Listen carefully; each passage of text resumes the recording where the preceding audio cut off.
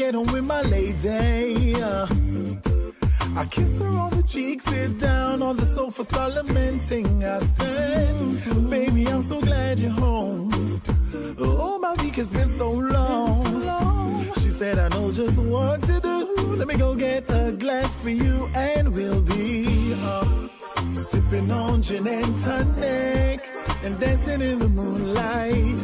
Forget reality, cause I got you and you got me, and we gon' be alright. Yeah, sipping on gin and tonic and dancing in the moonlight. Forget reality for tonight, cause I got you and we gon' be alright. Sit back, relax, enjoy the time, chillin' with my lady right by my side. She gets a little heavy-handed, but I'm experienced and I can stand it. I'm feeling so mellow, I just forgot about the week. Oh, I'm gonna pour another one or two for my boo. She'll take another one and we'll be sipping on gin and tonic and dancing in the moonlight. Forget reality, cause I got you and you got me, and we gon' be alright. Yeah, sipping on gin and tonic and dancing in the moonlight. Forget reality for tonight, cause I got you and we gon' be alright.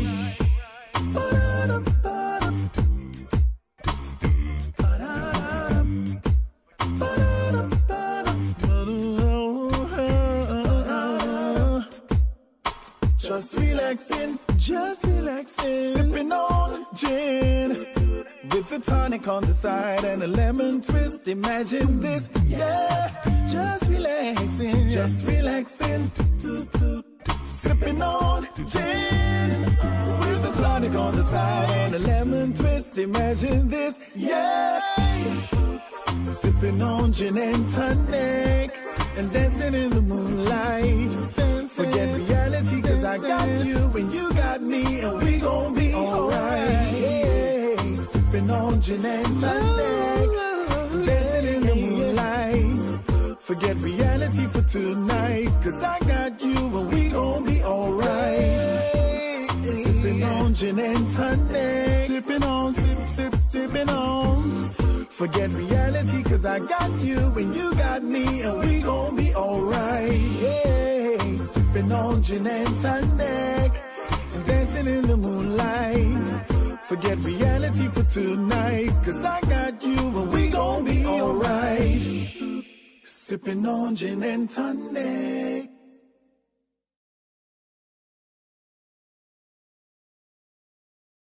Never thought of falling in love again. No, never. But my heart's been stolen again. This time, hope it lasts forever. We'll go beyond, beyond, beyond, beyond.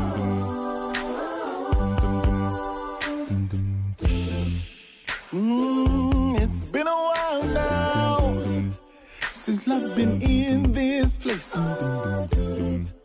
You see, many have tried, but no one could take your place, girl. Why you so beautiful? I see the future in your face, baby. Never in a million years I thought that you'd be mine, girl. That you'd be mine, girl. Never thought I would fall. No, never. But my heart's been stolen again. But my heart's been stolen. That's forever. We'll go. Ooh, baby. We'll go, baby.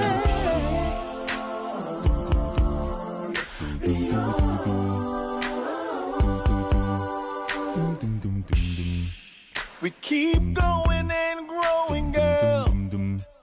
The best thing is knowing, girl. Cause when we KISSING, all I can say is OMG.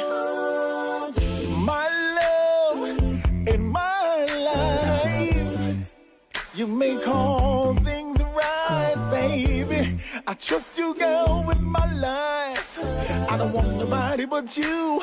I'ma put my ring on you. Never thought I'd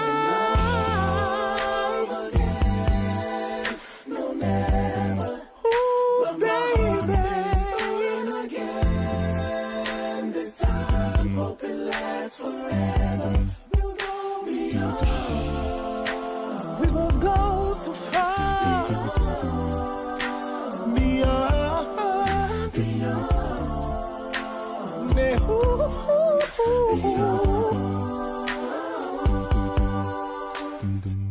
You'll always find what you're looking for, and you ain't looking for a thing. We ain't looking for a thing. Yeah, you'll always find what you're looking for, and you ain't looking for a thing. Never thought I. No, never. Ooh, baby. Been stolen again. This time, hope it lasts forever. I hope, baby. I hope it lasts forever, girl. I hope it lasts forever, girl. Hey, hey, hey, hey. We will go, baby. We will go, baby. Ooh, we will go, baby.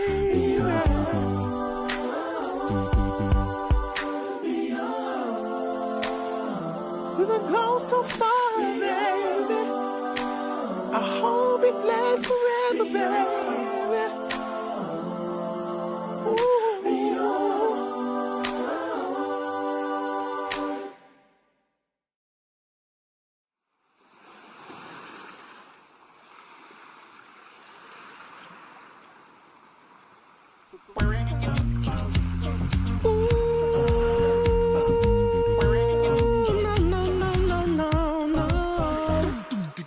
Anybody ever told ya what a woman really is? If you ever get the moment, show them how much they give. You're a shoulder I can cry on, arms I can embrace. Is to hear my deepest thoughts, protect her night and day. You are mother, sister, daughter, nieces, aunties, wives. You are amazing, cause you have given life. You are mother, sister, daughter, nieces, aunties, wives. You are all amazing. I try to describe. You are woman. Yes, you are. Yes, you are. You are woman. Yes, you are. Yes, you are. You are woman. Yes, you are. Yes, you are. You are woman. Yes, you are. Yes, you are. You have birthed the nations. A nurturer you are. You bless us with your wisdom, and you tended every scar. You have found me broken. You have shown me light. You ignited all my passions and loved me through the night. You are mother, sister, daughter, nieces, aunties, wives. You are all amazing, cause you have given life. You are mother, sister, daughter, nieces, aunties, wives. You are all amazing. I try to describe. You are woman. Yes, you are. Yes, you are. You are woman. Yes, you are. Yes, you are. You are woman. Yes, you are. Yes, you are. You are woman. Yes, you are. Yes, you are. To be a woman is to be blessed with unparalleled intuition, to be powerful, power independent of place or position. To be a woman is to be a mother, giving birth to sons and daughters, ideas, institutions, and business ventures. To be a woman is to be the current inspiration, the future aspiration of a young lady, of a little girl. You're a masterpiece of harmony, a melody of life. You're a gem, a diamond flower in spring, you're one of a kind. You're a masterpiece of harmony, a melody of life. You're an African queen flower in spring, you're one of a kind. You are mother, sister, daughter, nieces, aunties, wives. So you are amazing. I try to describe you are woman. Yes, you are, yes, you are. You are woman. Yes, you are, yes, you are. You are woman. Yes, you are, yes, you are. You are woman. You are woman. You are woman. You are. Yes, you are, yes, you are. You are woman. You are woman. You are woman. Hey. And when obstacles manifest as natural, you are born for this. To be a woman is to be the heart of the system, to be the one who brings life into our world.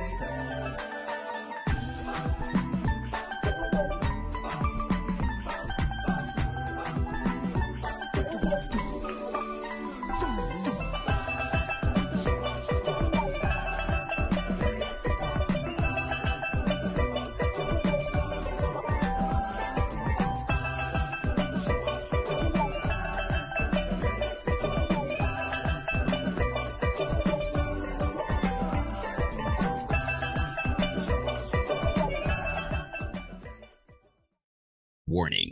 What you are about to hear goes against traditional romantic counsel expressed by friends, family, and Instagram memes and quotes. Open-mindedness is advised.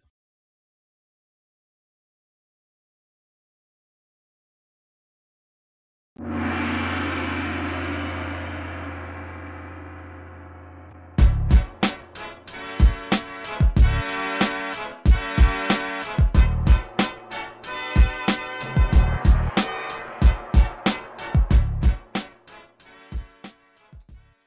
ladies and gentlemen, boys and girls, people of all ages, and welcome to another edition of the Senate Podcast. I'm your host, Neil, and you're joined as always with my brother from another mother, and your host, Derek. Wait, see now? Oh, wait. Give me that hail. I can tell you to give me that hail one more time. Give me that hail one more time. Hail. Yes, good. We got you. And together we are bringing you another live stream of the Senate Podcast. Now, my brother, before we get into the pleasantries and everything like that, we got a surprise guest. We got a sneaky guest, right? So let us introduce our guest for tonight. Our brother, we know this man for years, decades, and he's not as old as us, but he's soon there. He's almost there. Doesn't look like. So everybody,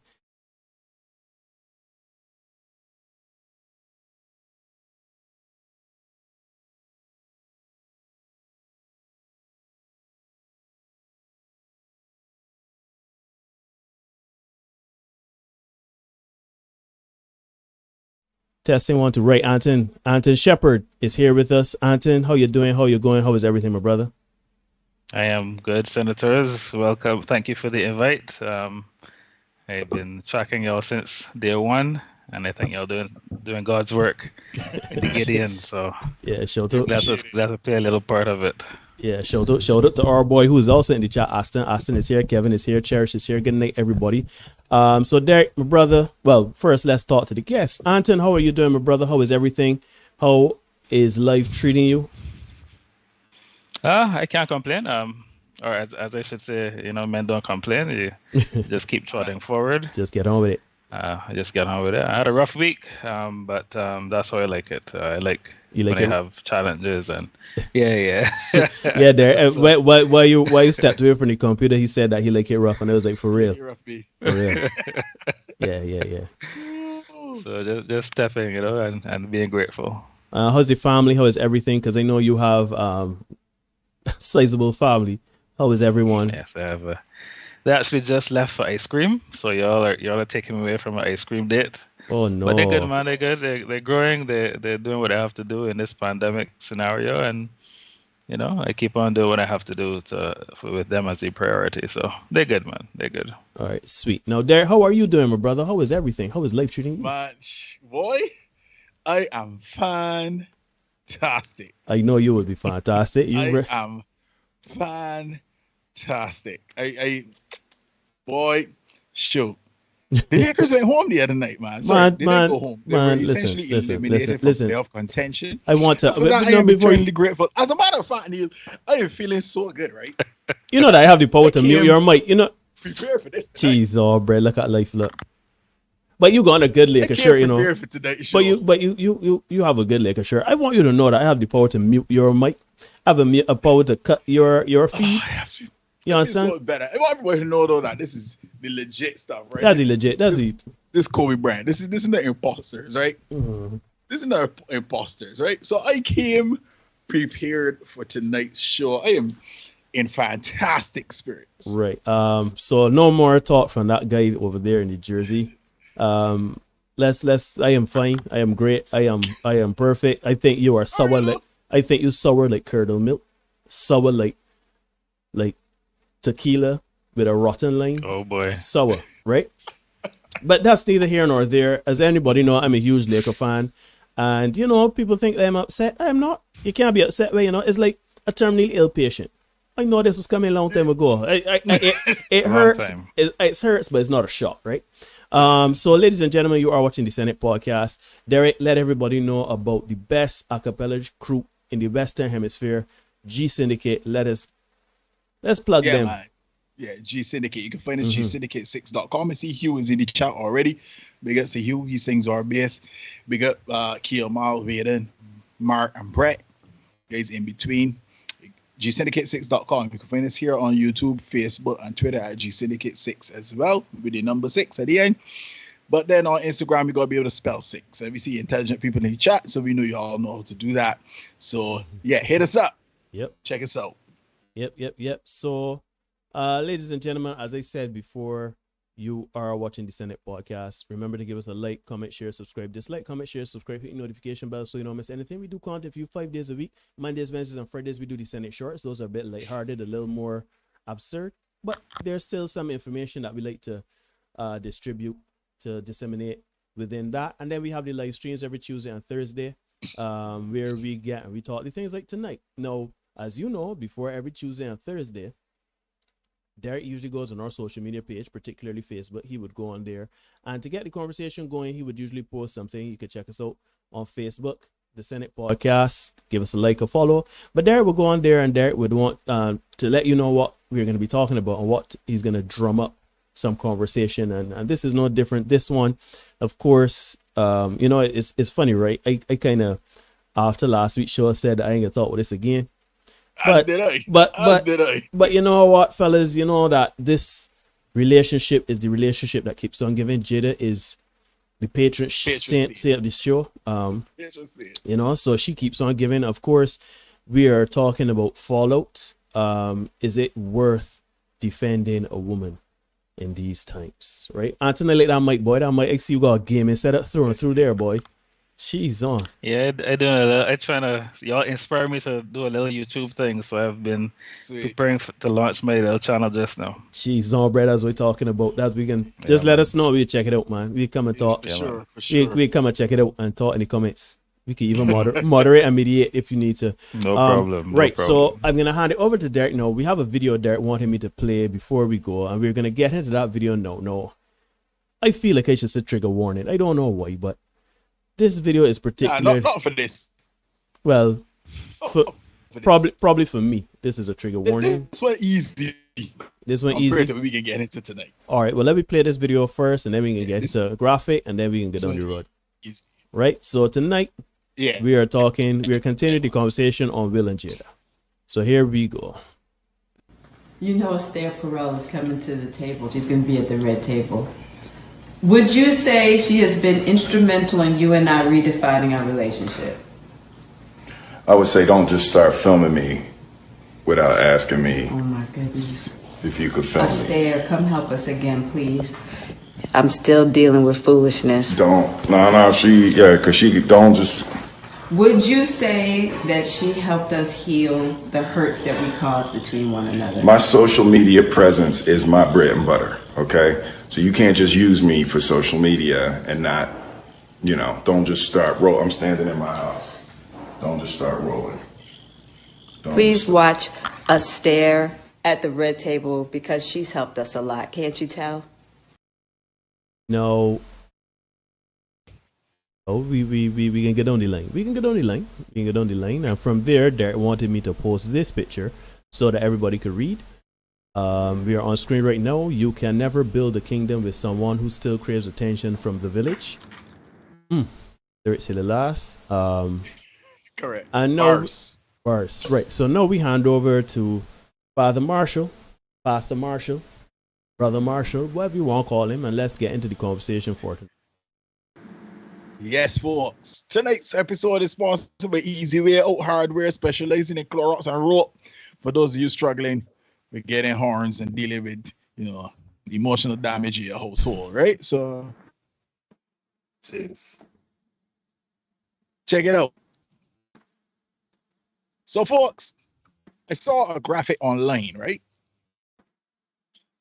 As you say, this is one of these things that, because a month ago we promised that we wouldn't kind of go back into the whole Will and Jada thing, but as Neil said, they're the gift that keeps on giving, so we'll deal with it, right? So I saw a graphic online, and I'll say women, but it was one woman in particular. They were trying to diminish and dismiss the importance of this particular saga, right? And lump it under the category of rich people problems, right? It said something about Googling Will Smith net worth and Jada net worth and Chris Rock. The usual crap, right? But men. I really encourage you to explore and examine these particular topics and these events, because a lot of us are experiencing what Will Smith is going through to varying degrees. Got something going on in me. But I hearing something too. Anton. Oh wait, your mic just went dead. I was just checking. You hearing it from my mic? Yeah. I'm like very hard. Want to top it? Anything going off on top it? And come on, sexy, you got send me specs for that. That's shit. Nice. Tony Stark. That's some Tony Stark shit. That's awesome. Anyhow, yeah, go ahead. Yeah. So let me repeat that just in case anybody was caught up with what's going on. Right, men, I encourage you to explore and dissect these particular events and these topics, because a lot of men are experiencing what Will Smith is going through to varying degrees, right? Now, please note, the women are like, oh, but these rich people problems, ain't going to hear about Will and Jada. But when it's a woman committing the act, or worse yet, being the victim, we aren't so quick to dismiss what would have occurred as above our pay grade or outside of our net worth. We don't Google them things then. Ergo, ipso facto, we will not do that here on the Senate. We can examine the things, right? We can talk the things. There are many poor men, poor in inverted commas as well, because we're talking about rich people problems. There are many poor men in Barbados that experience these rich people problems, just on a different level. And what's even worse is that they're poor. So this is why we come here every week to talk the things without fear or equivocation, to expose the actual truths that men haven't spoken about before outside the barbershop, and let men know that they are not alone in the things that they experience, right? So now that that's out of the way, let me crack on, let me get into the show. Consequences. This is a word that many people don't like to hear because it tends to have negative connotations. However, the reality is consequences are neither inherently positive or negative, right? Consequences only become one or the other based on the decisions and or actions preceding them. Good decisions or actions have a higher probability of having positive consequences. Conversely, bad decisions and actions have a higher probability of having negative consequences. Many times our consequences don't only impact us, but there's a ripple effect which we never consider in the moment. And this is why we truly need to stand in our frame as men and think before we act, right? In the aftermath of the slap heard all around the world, as they're calling it now, Will Smith has had to resign from the Academy Awards so as not to receive sanctions.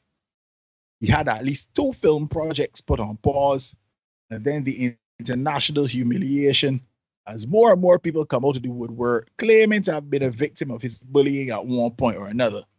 That Tommy Davidson came out, talked about it. Another guy, Paul Rodriguez, he's a comedian, worked with him on Ali, talked about being berated and stuff like that whilst working on the film. And then his part was reduced to almost like a bit player, right? In the production. So let me take a look at some articles talking.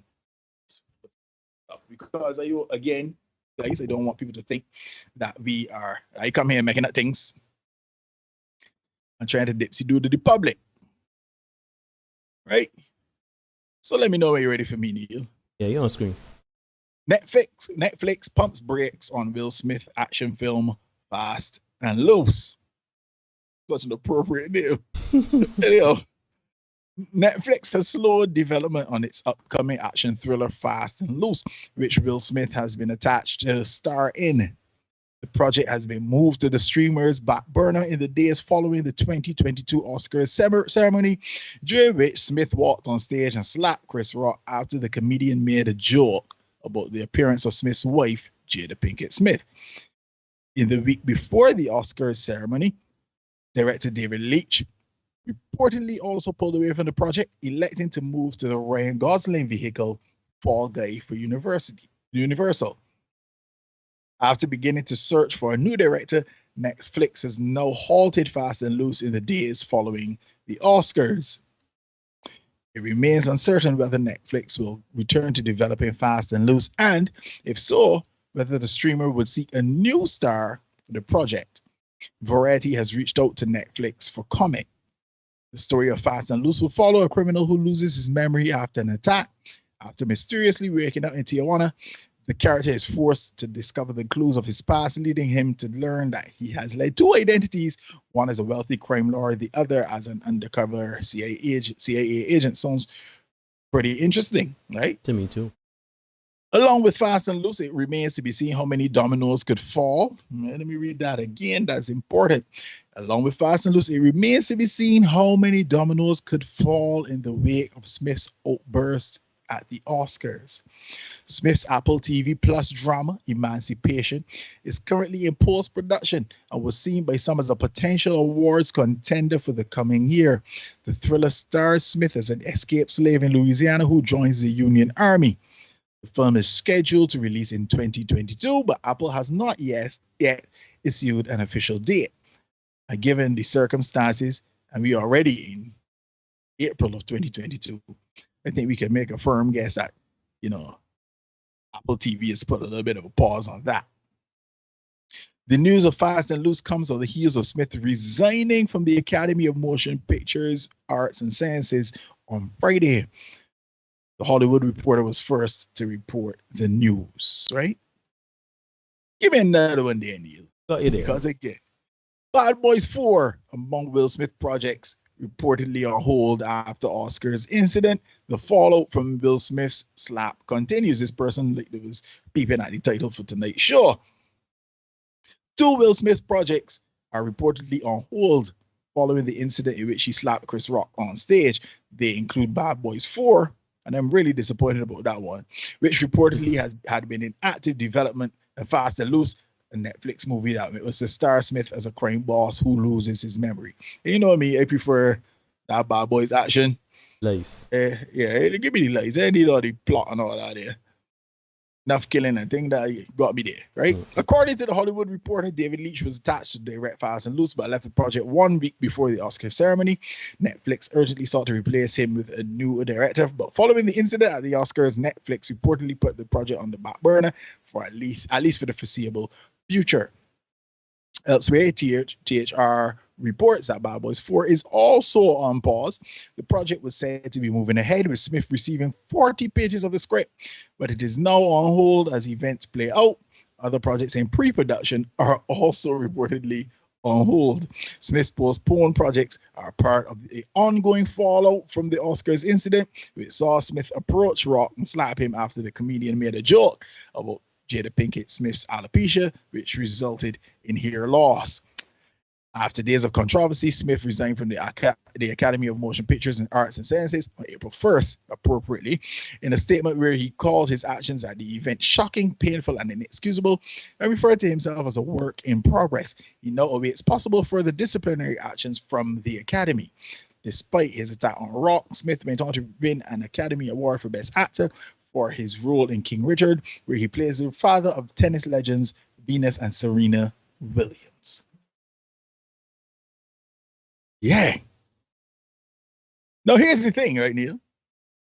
To add the horrible icing on the already bad cake, right? August Alsina is now set to sign a 6-figure book deal detailing his sex life with Jada.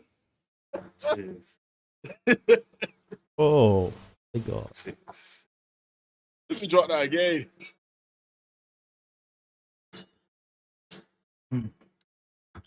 Yeah. More embarrassment to come. And speaking of Jada, yeah, she has even said that he overreacted, and she wishes he didn't do it, as she's not a woman who needs protecting. Yeah, we got that graphic on screen here.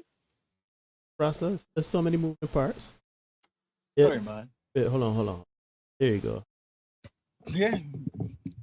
I hope you got you got the August. I've seen it before that too. Yeah. We just switched from August, man. Yeah. Go check it, guys. No, let me check this here. Let me really check this. I love. The woman. Go ahead. I love Chris Rock's expression. It's like he reacted to the comment. Yeah, pretty much. The woman for whom you embarrassed yourself, put your career on self-destruct mode, is now saying she wishes you didn't do it, and she didn't need your protection. Meep. Okay? Essentially distancing herself from you and your actions. Actions that were done in her name. Under the bus you go, Willard. But let me bring it home a little bit. How many times have men right here in BIM given a woman money or resources or access to resources only for her to use them with somebody else or roll with somebody else? And when the man asks, well, really going on here, he thought, I was doing this for you and I was doing that for you. And she responds with, well, I asked you to do that for me. Facts. Or I asked you to give me that. Facts. Divers upon divers of times. You've heard this, right? This ain't nothing new. It's difficult, folks, to navigate through life with a feeling that there's nobody in your corner. So having said that, let us spare a thought for Willard Smith. Will Smith is married to and had children with a woman who doesn't seem to love or even respect him very much. Further to that, the daughter doesn't seem to love him very much either. So what we're going to do, we're going to take a look at a letter. Oh, jeez. We're going to take a look at a letter, right? This family, the gift that keeps on giving. We're going to take a look at a letter that she would have written to Tupac when she was about 11 years old. Then we're going to have a look at 2 tweets that she would have made after the Chris Rock incident, right? You ready for me, Neil? Yeah, ready, brother. All right. Dear Tupac. Daddy. I know you.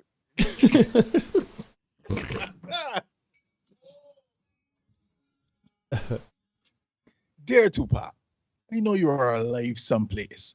I think that my mommy really misses you. No, folks. Let me finish this letter. Can you please come back? Can you come back so mommy and me can be happy? I wish you were here. I really do. Love, below. There's an emoji there. That's an auto emoji. Let's get it. Give me that 2 tweets there, though. In the aftermath of the incident. Yeah, you ready for me? Hey there, you're there ready. Yeah. She tweets, life is a series of reactions. Then she tweets, or she thinks she tweeted the other one first. The meaning of life is found in challenge. No, folks. This is some bullshit here, right? People around you should not be attempting to make your life harder. And talking shit about challenge. But what we call that, Derek? What we call that? We call that struggle love. And in a place for that there. Stop with the struggle love. Stop with the struggle love. Will, please. Somebody say Will Smith this podcast. Willard. Please stop with the struggle love. Willard. Now, ladies and gentlemen of the Senate, I ask you, right?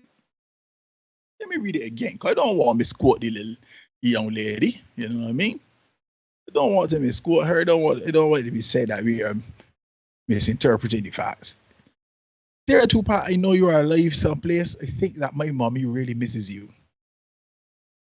This girl was born some 5 years after Tupac had passed. Come back so mommy and me, not my mother, mommy and me can be happy. Oh, hold on. Not me, my brother, and my mother. Mommy and me. I wish you were here. I really do. Love, below. ladies and gents, what was being said in that house that would make an 11-year-old girl choose a corpse that she has never met over the man that she knows as and has provided her standard of living as her father? This. Look, rate this here. Here, 2 part, not 2, not the number 2. But pretty much. That's what you feel bad, no. But you know, Neil, I don't put anything past this particular household at this point, right? Wait. Pause a minute. So, as I now do some higher math there, right? Yeah, go ahead. I did some higher math there. Now, Willow is about 22.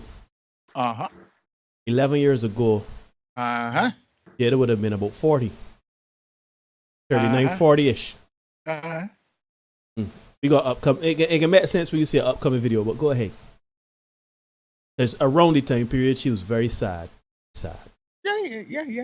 We come into that. Mm-hmm. But before we get there, this is the war here. They cook the grassy, right? Anything is possible in our particular household, right? Anything. Run down next video, Neil. I'm gonna watch y'all's expressions, right? All right. Go ahead, no. Grandmother taught me about self-pleasuring because she wanted me to know that pleasure was from me. Exactly. She didn't want me to fall into the hands of a man, and if he gave me pleasure, to think that was him. Yeah. And she taught me at 9. Let's just watch that again. My grandmother taught me about self-pleasuring because she wanted me to know that pleasure was from me. Exactly. She didn't want me to fall into the hands of a man, and if he gave me pleasure, to think that was him. Yeah. And she taught me at 9. So no, Derek, man. That monologue gotta take a minute. At 9 years old, your grandmother comes to you and teaches you how to please yourself. I can't say master, whatever, right? Self-pleasure. At 9 years old, because, as that old person said, she doesn't want you to fall in the clutches or hands of a man, and she wants you to know love from yourself. That, brother man, Marlon said I was no coming to say that. I can't say it, but Marlon, I literally was gonna come and talk my way around this. That is child endangerment is the best I could put it as at this moment. I can want to use other language, but YouTube, you know, that is child endangerment, though. What? Yeah. So you see, I can give it. All right, I understand. It's all right. What? Yeah, I get you. So wait now. This woman got in the public forum. This woman is now, when she's doing this red table talk, she is now nearly 50, right? At no point can she acknowledge nonsense that her grandmother would have perpetuated on her. Her grandmother, he said she put her foot up on a dresser, all she undergarments, and pleased herself in front of her 9-year-old granddaughter so that it can empower her to not fall in the clutches of a man and to learn to love herself in a sexual way. And she would have been telling you, look, sweetheart, touch your soul. Do it yourself now. I'm going to show you you do it. You never know. It might be that kind of situation. You know? This don't get no better the more you say it, though, you know. It doesn't. They're a good friend.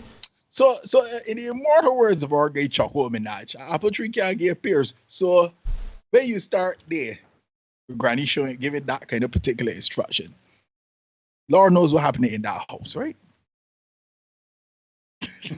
Let me help you out.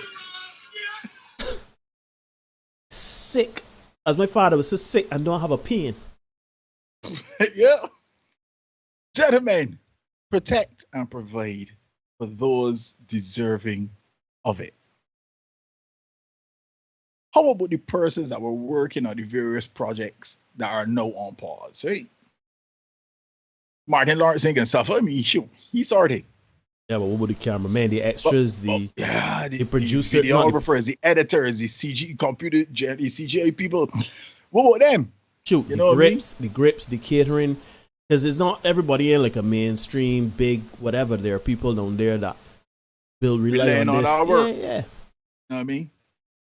And at this point, I think they are more deserving of protection than Jada and her ungrateful ass.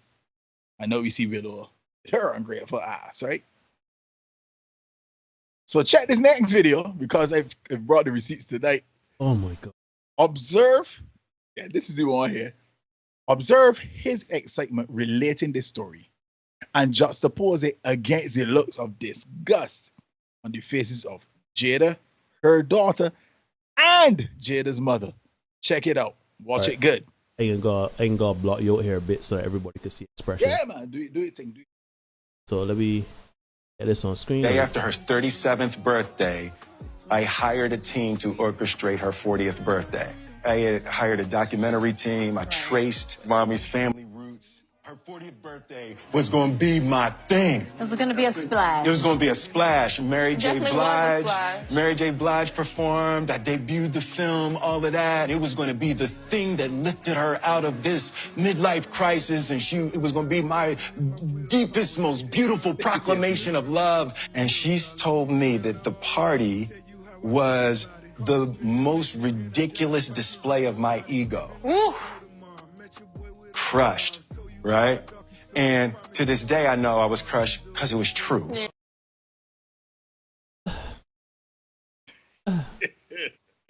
Oh Lord, listen.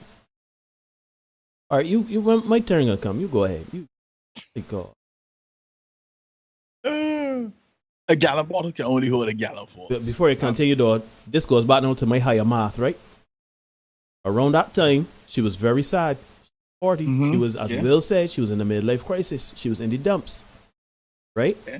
Around that time, I could see Willow working on her penmanship to Tupac. Yeah.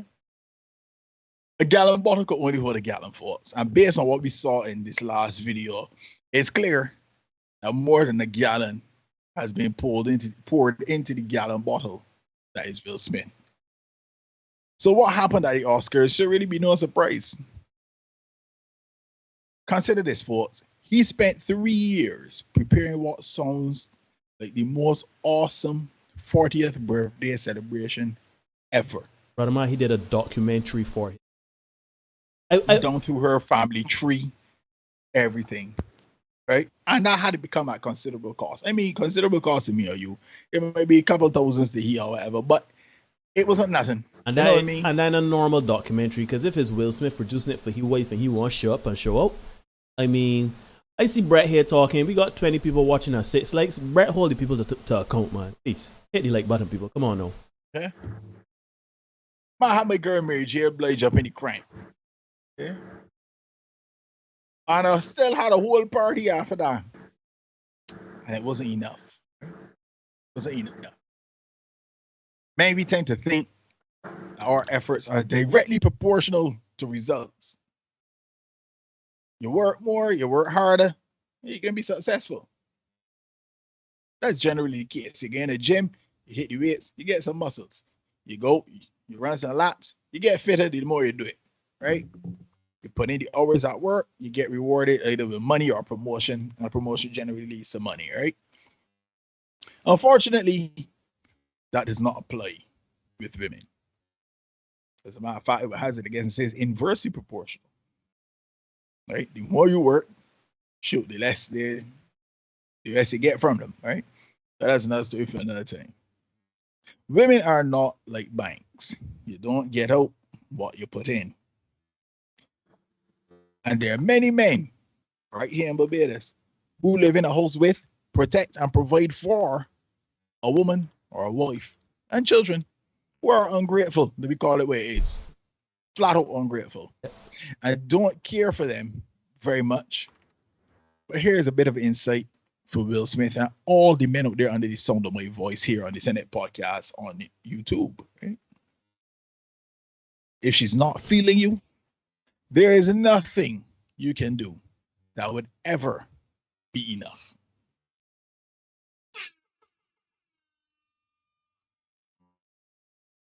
Over to you, my brothers. Ladies and gentlemen, boys and girls, people of all ages, you are indeed watching the Senate Pod. Sponsored by Easy Way Out Hardware. Specializing in Clorox and rope for those of you struggling with getting horned. Right. Like, comment, share, subscribe. Dislike, comment, share, subscribe. You see the likes going up there by a little bit, but come on now. People watching. Hit the like button, hit the dislike button. Give us some engagement, people. Let us know what you think. We see people commenting. That we get the engagement up and go. No. You see, the moderator in me, the professional in me, is telling me that I should let Anton have some words said, and I think I will, because if left unto my own volition. Yeah, let's not leave you unchecked today. Yeah, let me, Anton. So, Anton, let me ask you some questions, right? Now, you obviously are a married man. You are a man that obviously have been seeing everything that's going on with Will and Jada. And I know you have a similar thought process or mindset to us, right? But is it worth all of this issue? Should we blindly defend our women, particularly black women? Should we blindly defend our women regardless because they are our women? So this is a murky issue, right? Not for me. For me, because. But anyhow, go ahead. Sorry. Here's the thing, right? Here's the thing. That there are at least 5 different angles that you can attack this from.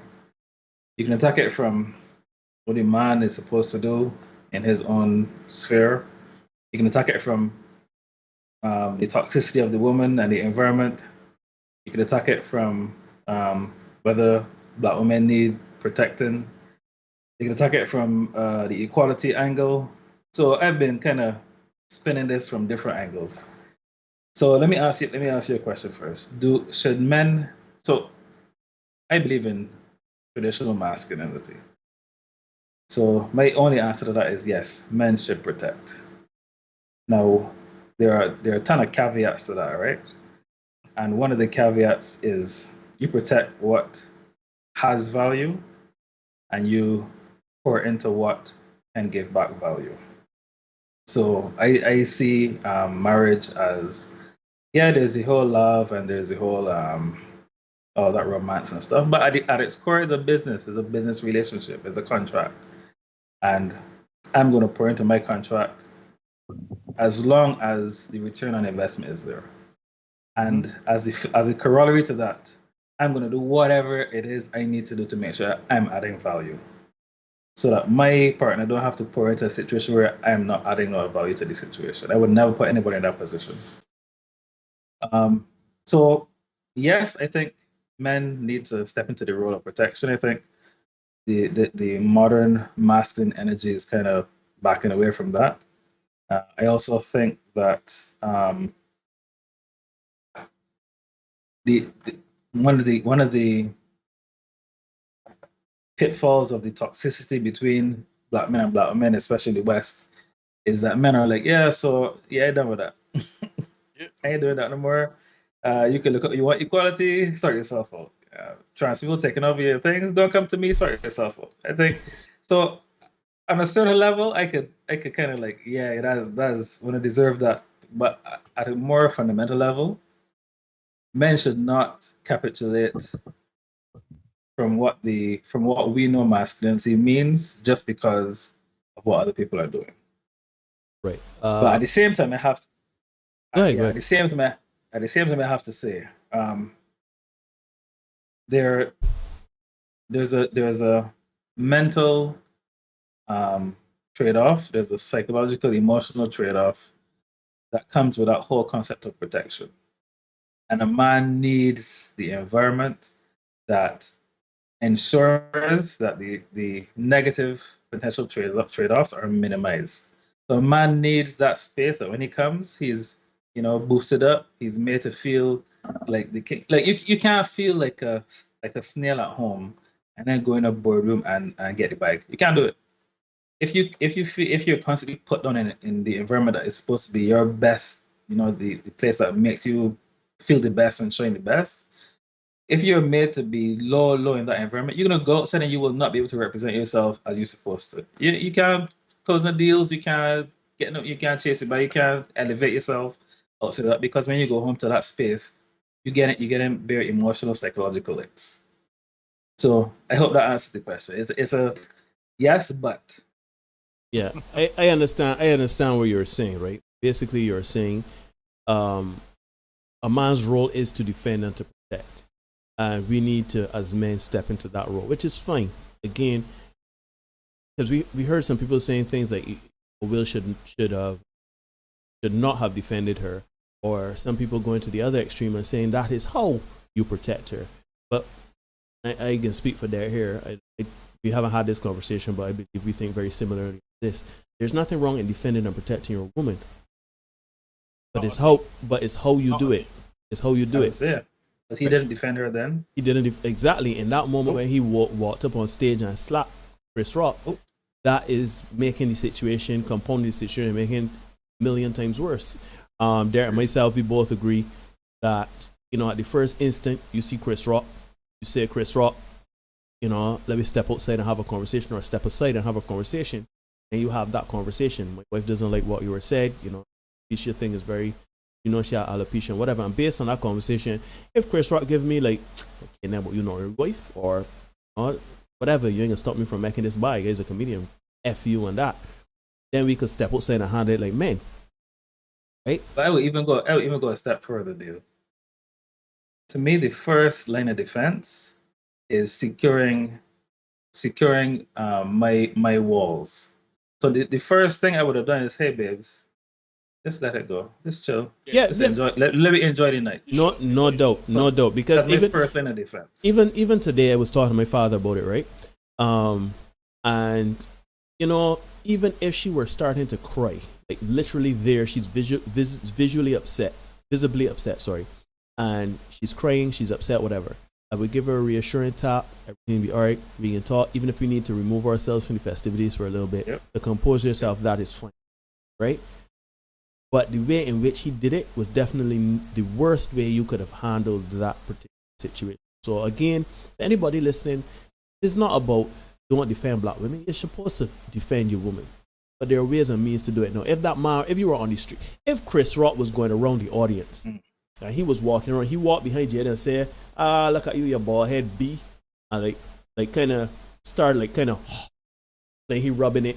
But then, putting your breath, you're putting your hands on my woman. So now I can push you away. Like, yo, what are you doing? You know what I mean? Because this is not professional. But you were on a stage some 10 feet, 15, 20 feet away. Right? Clearly within 10 steps, because it don't look like Will had to trek to get there. He went, slapped the man and things. So there's no problem in defending your woman. You just have to find when and where. And defending your woman does not look like violence. Men know the threat of violence. We know if you are ready to perpetrate violence, you have to be willing to defend against violence. That's the thing. I don't know if you get to that later, but I don't think the women that have been saying like Tiffany Haddish logic, I don't think they really understand what stepping into that violent frame means for a man. Because, and that is a life and death situation. And you know why it upset? You know why I told my father this today too, right? There are two things. One, he went up there and he slapped Chris Rock blacks, and he turned his back immediately to Chris Rock. So no, in a vacuum. Lucky. But hold on a minute, Anton. To people that don't know any better, to women or whatever, it looks like, you could slap him out, turn you back, but he and does that. You put him in your place. But that Chris Rock incident, that is so removed from what would normally happen if you walk up to a man and slap him. Any other man, as we pause it, if it is, Anton, if you walk up to you on the Oscar stage, let's say they had a competition and choose you at random and say, you deliver the speech for the nominees for documentary. And you just up there, hi, I'm from Barbados, shout out Barbados 246. Anyhow, we're here to give, and the script is I go read these jokes, so you know what it is. Jada, hope to see in GIGN2. Bill Smith ain't walking up on stage and slap you because he doesn't know you. He could slap. I mean, sure. He could press a button and see would I get him. But the point I'm trying to make is that's number one. Number one, he walked up on stage and turned his back to the man, giving the false pretense that that is what is going to happen, especially to the average black woman and average black man out there. Right? Like you could go, a man can talk crazy, but you woman, you can go and slap that man, turn you back and walk away immediately. That ain't life. Right? That is what you saw. That is Hollywood. That's literally Hollywood that you saw on Sunday. Right? Now, the second thing is that you go up there and you initiate violence in the protection of someone based on words, not actions, words. Right? There's a deeper connotation there with freedom of speech and expression and job and everything like that we could get into, but by and large, and if we telling women like this, no. Men face a different threat to women every day than women do. Yes, I know women go out there and they're sexually harassed, they're catcalled, there are certain things, right? But men, every day, depending on what your job is and your commute is and how you move about in life, you are under the face of because at the end of the day, when somebody looks around and says, help, we are expected to. You understand what I'm saying? Like if I out on a boat and a woman is robbed or she is hurt or a man push her down or whatever, and I am the closest person to it, I am going to be looked on and expected to corral the perpetrator of that violence against her. You understand? So again, I am not saying you should not protect black women. I'm not saying that you should not defend black women. But there are time and place for doing it. What you saw on Sunday, 2 Sundays ago, that ain't the norm. Do not encourage and put a battery in your man back to go and slap no man that has not put hands on. If a man put hands on you, that's different. If a man crosses a line with you, that is different. There's something I saw last night, gentlemen, where this is another content creator. Let me see if it was Pink Foot Lessons. She reviewed a video, an article, a story in New York, where an immigrant from Jamaica, literally in a Starbucks, just buying coffee or whatever, and a woman was in front of him, and she felt as if he was too close to her, in social distancing.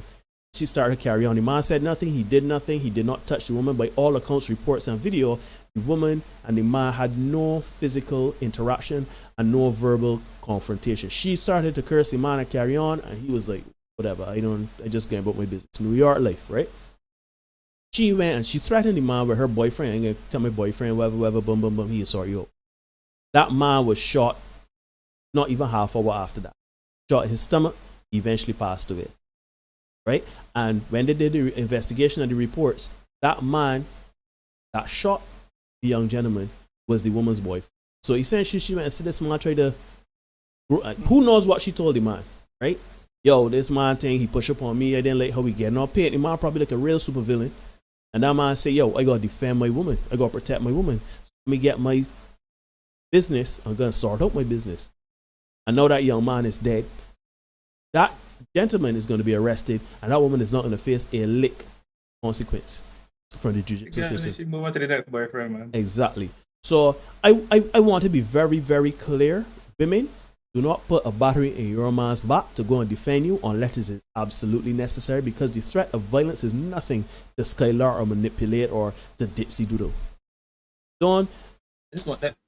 Go ahead. I want to share a story on this because we had a chat with it was 3 guys and maybe four girls, boyfriend girlfriend scenarios for most of them, and they were recounting an incident on some cruise where some random guy was getting drunk and getting all foolish and telling the girls whatever he had to tell them, and the girls were all the guy is like 6'5". So this group of 4 girls all up in the guy face, you what you gonna do, you and shit, whatever. And so they're recounting this story, and the guys are like, so I asked them, so why y'all do that? You're not afraid that a 6'5" man would thump you all over your head and throw you all overboard? No, we could do X and Y and Z and da. So as I'm hearing this, I'm just interpreting it now, translating it from their speech to reality, which is, he said, five guy know that if he do anything drastic, he can hurt one of them real bad. He can probably get dragged off the boat, locked down, except so he's gonna operate within a certain box. So then the girl said, and y'all didn't even step in, right? They're talking to the guys now. And one of the guys told the girl this. The guy said, listen, I saw it happening. I positioned myself within distance in case he raised his hand and I went to hit. I would have stepped in if you safe, right? You're not gonna perpetuate that, but But the guy said this phrase, and I said, and that's what y'all women don't understand. The guy said, as he positioned himself, he told himself, all right, cool, I might not make it home this evening, but I can do what I have to do. You understand? And women do not understand it. We have to, in those situations, that is our reality. That is an eventuality that we say, okay, that is possible for me tonight. I am going to accept that. Let's see where this goes. Exactly. And they don't understand that. I'm glad you bring that up. I thank you for that story, because you see, going back to the statement of protect black women, that is how you protect black women. Your story is exactly how you protect black women, right? In that you just observe, see what's going on. As the man start to get violent, the man start to put hands on the woman or whatever, or is going to put hands on the woman, you step in and say, yo, brother, I know what's going on here, but you ain't hitting this woman tonight. Y'all could talk it out, you could walk away, you could whatever. I don't know what's the story here, but you're not going to be putting hands on each other tonight. Right? That is how you protect people. You do not protect, essentially, right? So you see an altercation going on between a man and a woman verbally, or shoot, you just see a woman show her a man. You don't know what's the situation, but you just walk up to the man and slap the man. Hey, yo, get that woman a chat. That is essentially what Will Smith did with Chris Rock. Can you imagine being in that situation, Anton and Derek? We on a cruise, we see a man and a woman going at it, just verbally, you know. No hands thrown, nothing is happening. Two of them having an argument. No hands, nobody's touching anyone, but they're having an argument. You say, you know what, enough is sufficient. You walk up to the man and you slap that man. Whatever you take from there, you're going to get. Brother man, whatever you get from there, you're going to take. That man turn around, wipe me, and swab the poop deck with you. That you got to take that. Are you do it to him? Okay, then. Go ahead, Derek. Yeah. I like how you said at the beginning, you know, you got to kind of watch it and project. But for me, protecting it, don't even let it get to that point. If it's your woman and you see that she is going to write a check that your ass is going to have to cash, it's like, yeah, babes, come. This ain't worth it. This ain't worth it. Because, and you also got to understand and appreciate the men kick a switch, as you guys said, because I talking to this woman, I don't really got no fear. But from the time a man said to me, no, this is a different thing. And threat level has increased.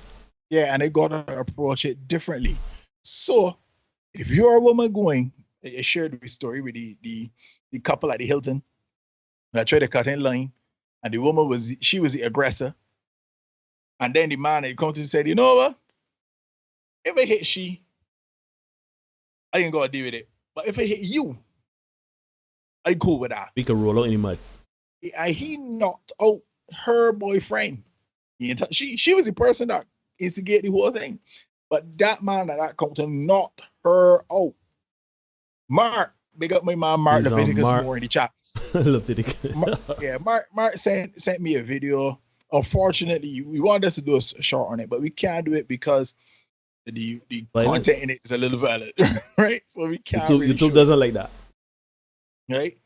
So, but the gist of it is this guy turned up at somebody's job because his woman asked for him to come there to represent her in agreements she had with one of her co-workers. Oh, I saw that. Where a suplex, it was a suplex. Turned into Brock Lesnar at the job site, suplex after suplex.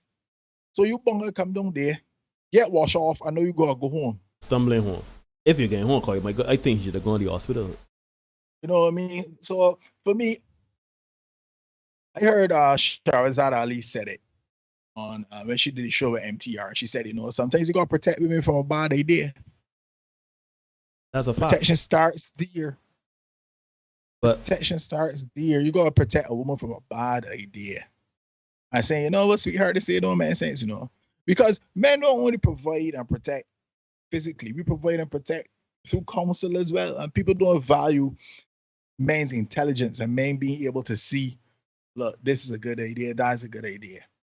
See, to think we here to take down things off the shelves and open jars. And it's more than that. Right? So for me, I ain't protecting nobody that unruly. If you can't decide, you know what, this is a good man I am with, I could follow he, I could trust he. If you with me and you can't do that, that's cool, do your thing. But don't go and put yourself in a problem and me to bail you out. Let me get my marker as well. Because no cat will tell you about that there straight. 66. Believe it, believe it. We ain't doing that. No. I ain't coming to cash the checks that you right. Now, listen, my violence. More men need to do that. Exactly, Anton. I represent myself physically, especially if you have shown me that, hey, you don't want to get on the program, you don't want to listen to Nana go say you unruly, you want to do this. You're like, all right, we do this. You're like, represent yourself then. Was it, please? Like Suki King. Man, listen, I was laughing after I saw Tiffany Haddish, right? Because so sometimes when I'm a closet psychologist, right? I love to dig into how the brain works and even the science behind it, I think. And one of the litmus tests I use on certain positions I take, at least initially, is do a quick poll of who is agreeing with that perspective. And when I see people like the baby and Tiffany Haddish and so on supporting that, I tell myself, you know what? That low level reasoning, yeah, that makes sense. that makes sense. That is a fact. But, go ahead. Oh, I was just gonna say, y'all had touched on it a couple of Senate sessions ago, where we were asking the question, how is it that women feel comfortable walking up to somebody who's 1.7 or 1.5 times their size and slapping them in the face and being violent towards that? What is it in their brain that doesn't stop them from thinking that they'll get repercussions? And to me, this event is just a follow-on from that. Yeah, I mean, so first things first, I see Justin Clark.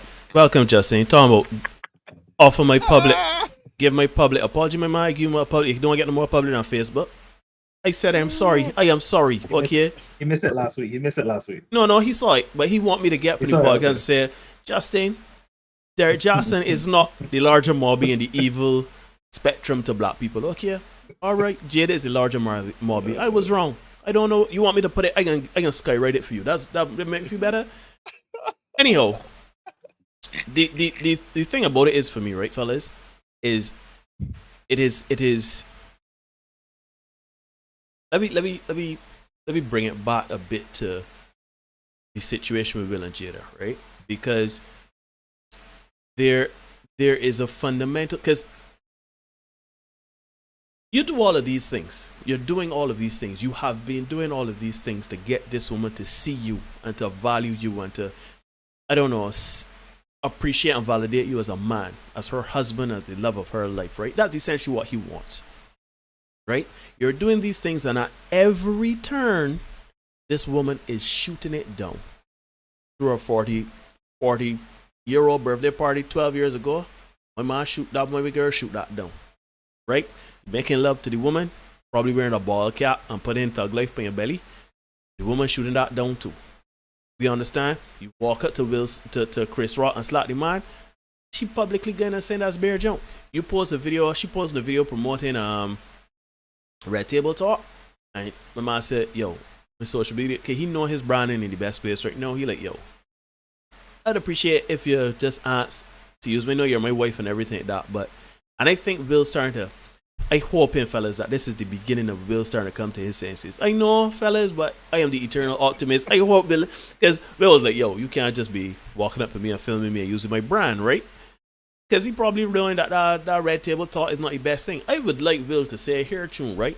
I am willing to walk up on stage and slap him. What are you doing for me? What are you doing for me? Right?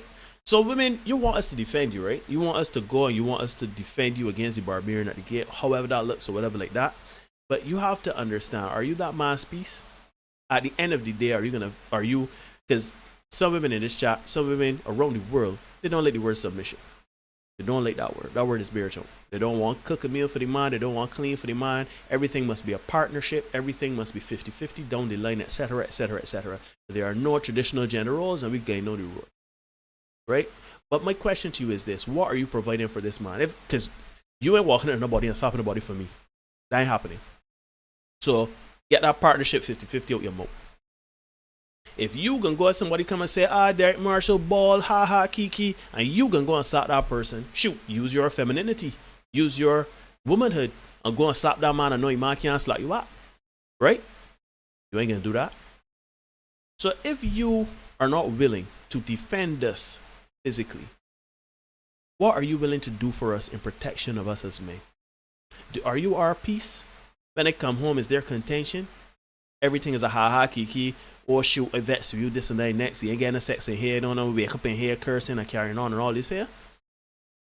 Because you believe you can do what you want. You believe you can act how you want. You can believe that this is not a traditional gender role relationship. It's a 50-50. We are partners in this thing. But if Will and Jada doesn't show you, or I hope it would show you, that relationships are not partnerships. There's no 50-50 in a relationship. You understand? There is give and there is take. There is receiving and there is giving. Right? It is an ebb and flow. There are times where you can be 75%, you give it 75% and I give it 25%, and sometimes I'll give 75%, you give 25%, because that is how that's how men move and women move. Yeah?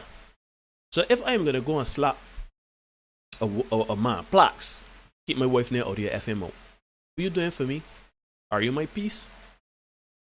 And man, let me say this, because Derek said this already too, right? You have to know when something is a good deal and when it is time to walk away from it.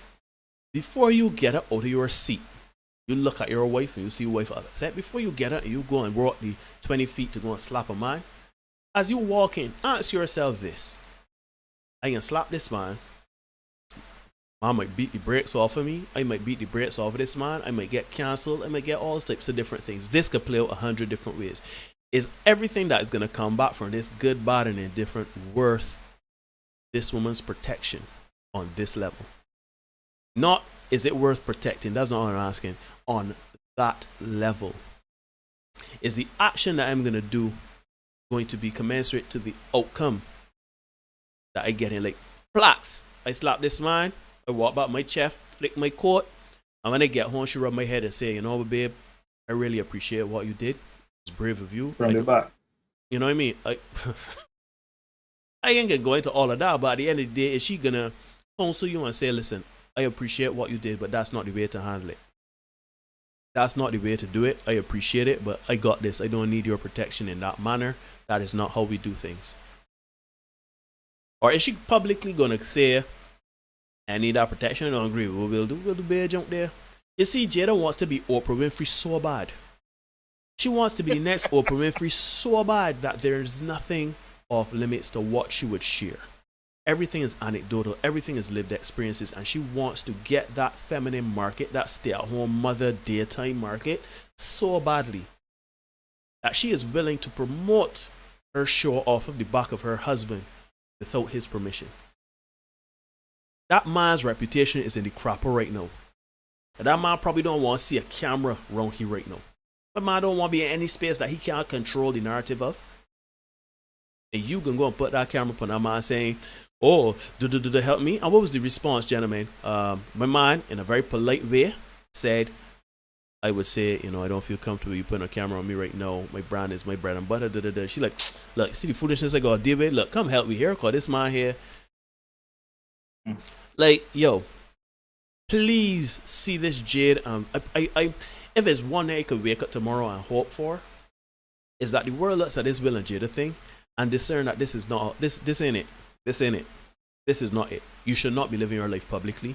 You should not be rewarding aberrant behavior. Women, you should be the peace for your men, and men, you should be the leader of your relationship, in the sense that don't let a woman be out here putting your business out in the street. So, but shoot, I use the analogy to me and Derek. Being in a relationship, we have been great friends for decades. You think Derek could come and tell me something I can't tell the world?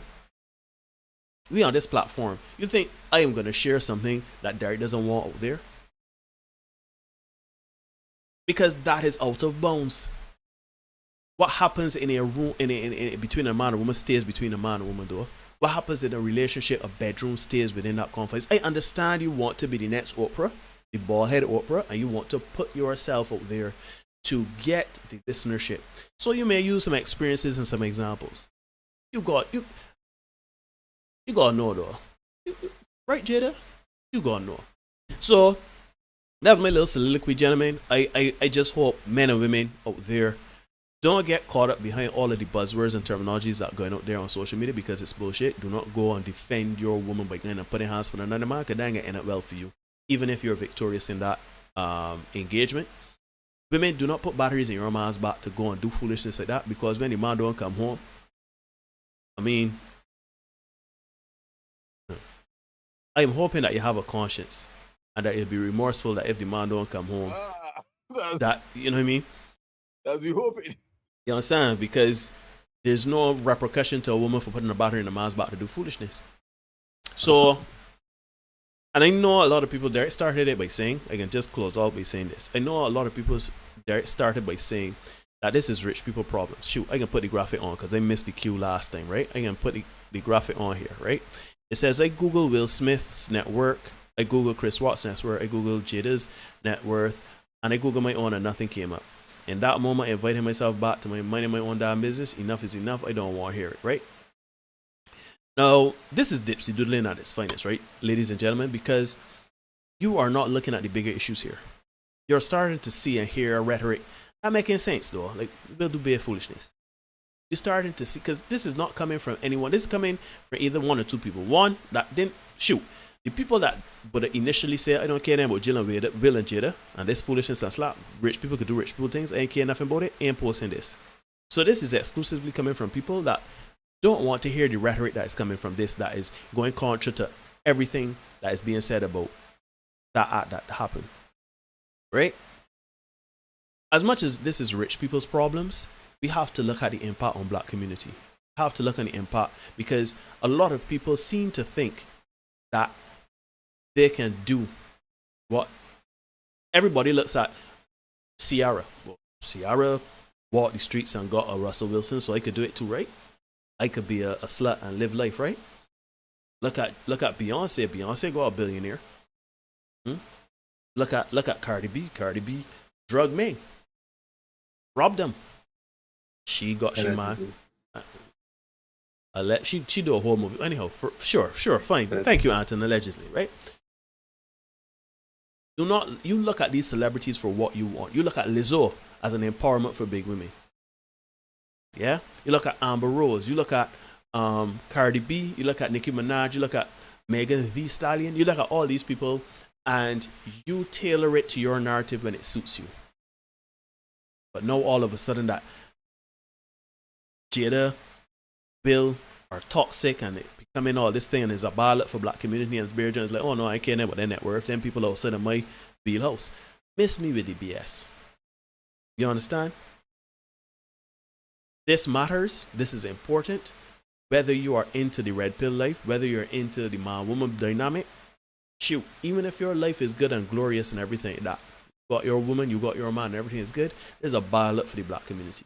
So you can talk about it until we can get some sort of understanding and winner. That's all I gotta say about that. Erica is saying she convinced I have a crush on Lizzo. I think you know me. That is a Dipsy Doodle statement. Yeah, no, all that is. That's a Dipsy Doodle statement. Yeah, tell me saying that. Tell me you're saying there. Yeah, so I want to kind of, I don't like conversations where I disagree, and so I want to add a little pushback. Fine. So I've in observing how some women have kind of navigated this scenario, and you kind of touched on a couple of those points. At first, it was no, that's protection, that's cool, that's nice, and then Fallout came. Fallout came, and then what you just posted. But another thing that happened is that prior to this event, you've had women talking about emotional abuse in relationships, how it manifests itself in women's behaviors, and we have to understand, etc., etc. But you see, when this event happened, anytime the conversation started to link Will's behavior to any emotional scenarios at home, the conversation went like, no, you can't stop blaming Jada for Will's actions. Yeah. Right. So I am of the opinion that, and one last story about that. I think it was the Lezo scenario. I was having a conversation with a woman who on paper is very desirable and intelligent. She got certain things going on for her, etc., etc. Right. On paper. And her first response was, and if she watches, she can know I'm talking about her. Her first response was to push back, like, no, that's empowerment. Da, da, da, da. So I let it go for a couple of weeks, and then I came back from a different angle. And you know what? Eventually, she said, she eventually said that because it was me presenting the alternate view, her natural response was to push back from men telling women how to think. Yep. And I found that so interesting. I found that so interesting. So I'm of the premise that our men talking is not going to change women. Jada will forever be the queen of the modern woman. Lizzo will forever be the image of body positivity. Megan and all of them will always be the image of sexual liberation, and this is my body, right? So here's my conclusion. My final, I guess, my question there. How can we empower men to navigate these, assuming that the direction that women are going, which is up to them 100%, nothing, that's their thing, assuming that direction continues as it seems to be going, how do we empower men to successfully navigate that? And my theory is that, taking into account that men's mental health is, nobody cares about that. There are no big massive programs on how to navigate masculinity, etc. My premise is that we should focus on teaching men what that masculine frame looks like. And even if you've had your own, as somebody in the chat is saying, well, had some trauma as a child, da, da, da. Even if that is your history, here's the masculine frame. And if you find yourself operating outside of that, you know something wrong in your environment, with your relationship, something. But how can we empower men to even if they find themselves in this situation? Because don't forget, this is not just Jada, There's a whole ecosystem around Will. Oh yeah. The grandmother, the mother. I mean, there's a system that he battled in. This isn't just him and his wife. Mm. Yeah. So that's my question mark. So here's first things first, right? Before we get to the empowering part, we have to, sure, I guess we could use empowering for this as well, but we need to have men understand that sex is something that you don't have to do any and everything for. Access to intimacy, you could do without for a while if it looked like a bad deal, as there is normally say, right? I think the problem is because we men try to thirsty. Get, for lack of a better term, we thirsty, right? We want that access to intimacy. We need that feminine nurturing and nurturing, that feminine nature to nurture, sorry, right? We want that access to intimacy. Men will literally say and do anything for it. Derek made mention to, what was the guy that the guy that led the person up the goat path in 300, right? Men are willing to betray one another and their entire community in hopes of getting access to intimacy, which is very temporary. We've seen it even with this particular situation. Men coming out and saying, yeah, he was right. That's why he was protecting a black woman. No, that ain't. Yeah. It was fascinating for me to watch on social media, where men saying, yeah, this is how you do it. And the thing about it is, some of the men that were singing are not necessarily physically imposing men that should be running the moat like that, you know, slapping people. Yeah, there was one man saying that sometimes you gotta put hands on them more to set boundaries, and they sure he never had to put hands on nobody in his life. You know what I mean? Some of these men can't even run properly. So it's like, you know, why you be running your mouth like that? And essentially supporting folly. But as you said, I guess because you've never been in a situation like that where you had to knuckle up and man up. So you shoot, that's why you will slap a man in your face and then turn the back to you. I am telling you, women. That can happen no place else. Women. But at an award ceremony. I am telling you, and even at the award ceremony, he lucky. My father bring it up to me today. Imagine if he'd have walked out there and it was Snoop presented that award. Snoop would still be beating the dust off of he. What? Imagine he was getting an award at the Source Awards, not the Oscars, the Source Awards. He didn't make it out of there. That's the show done. The show done. That man is on stage. Yeah, that man's wobble with weapons and things on stage and things. So that the show done. Yeah, Spurky saying it's very fascinating that men even say Will was right. And that's the hurtful part. I need to say men tend to break rank. Because they want that access. They want that. Looking for sex. They want that. They want. Derek says it all the time. Social currency, right? And people talking loose and wild on these social media streets, right? For social currency, men do it because they want to be seen favorably to the women, so that they could be included so that they could be included into their ranks, so that they can reap the rewards from the inside, right? And that is number one. I think to get back to your question, I think that we need to empower men and to teach men and to empower men to say, yo, you know, our chances against sex is very low anyhow. So don't make yourself an idiot behind sex. You understand? Do not go out of your masculine frame for sex. We have to, and back to your term, empower men to understand that your masculine frame is just that. It is your frame. If you go outside of that or any other, think of it like there's certain core beliefs that everybody has, right? Most of us here in the Caribbean, particularly in Barbados, we're Christians based. We know right and wrong. We know that we ain't supposed to do certain things. We know that you're not supposed to steal. You're not supposed to do certain things, right? And by and large, we adhere to those things. If we could somehow have men to understand that your masculine frame is not something to be taken lightly, and is not something just to be activated to get, is not to be manipulated and manufactured just so you can gain favor for a woman, and you do certain stupid things just to get and appease to a woman. If we could somehow have that conversation and people to understand that that is something you never do, that is like going against your core beliefs, then we can be on to the right road. And then once we have that conversation and people are agreeable to that, then you can start having men understand what your masculine frame is. Understanding that part of being a man is understanding that there is threat of violence. Understanding that the threat of violence is not something to be taken lightly. You do not perpetuate violence willy-nilly. Nothing good happens when violence happens. Nothing.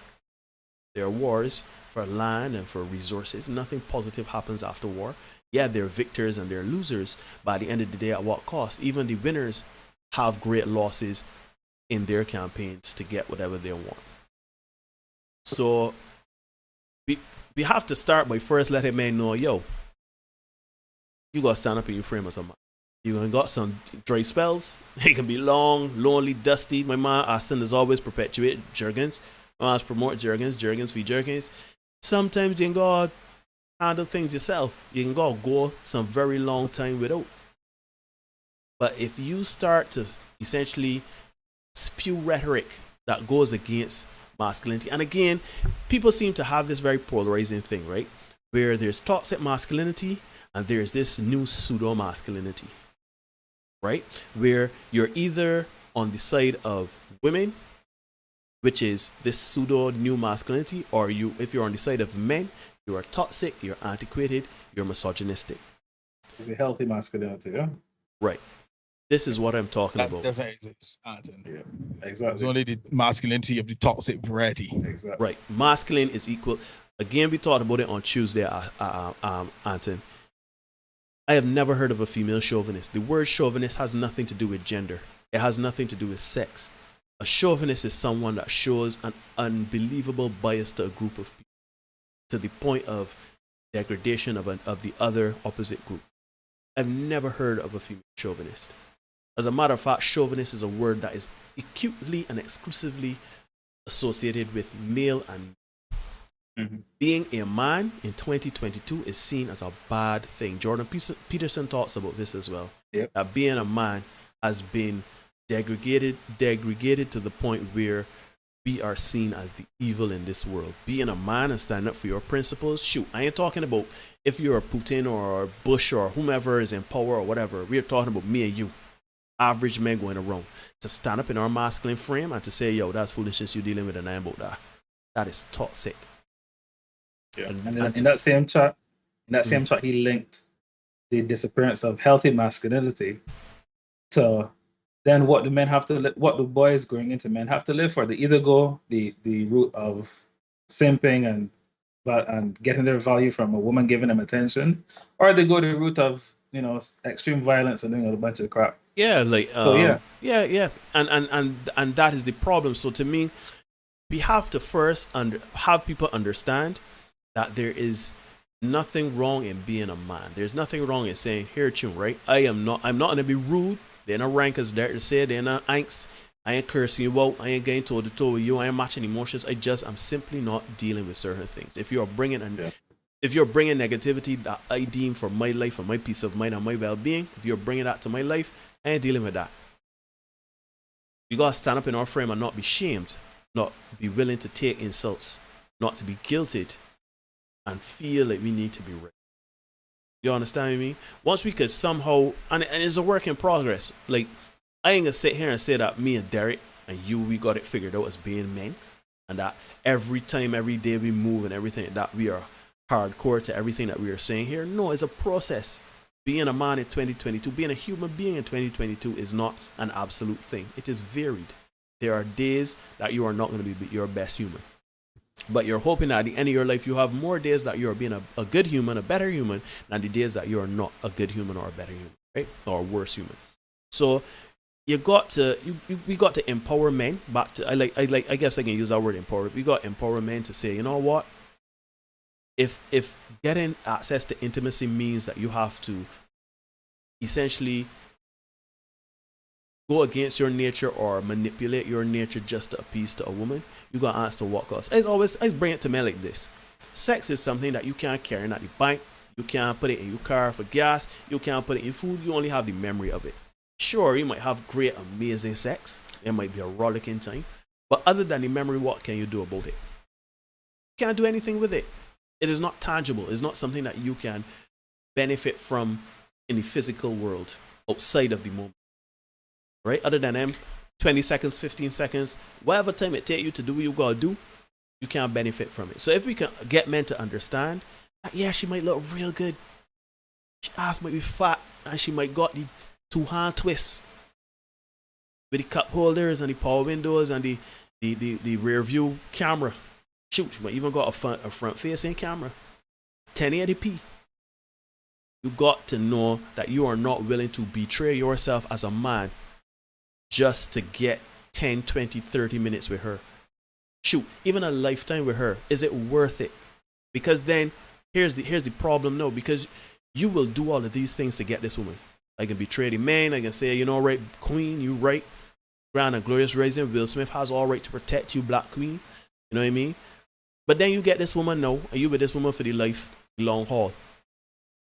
And now when this woman turns out to be not all that glitters is gold, you in that situation, you've already betrayed your brotherhood for this woman. You can't come back to we. But we done see you for who you is. So now you got this situation, you have to deal with it. And I feel very strongly about this because at the end of the day, you cannot be governed by sex. There are health benefits. I agree, Rian. There are health benefits associated with sex. There are health benefits associated with eating a banana too. They got health benefits with eating guava, okra. You eating a banana right now? Would you betray who you are as a woman? Would you sell your entire community down the road for banana? No. So why are you doing it for sex? You understand? So I say all of that to say, to answer your question very wrong, what we have answered the question, it starts by having men understand why it is so bad to go out of your frame. Because when you go to your frame, nothing good happens. Shoot, we're seeing it with modern day women. Modern day women are very masculine. And what are we seeing?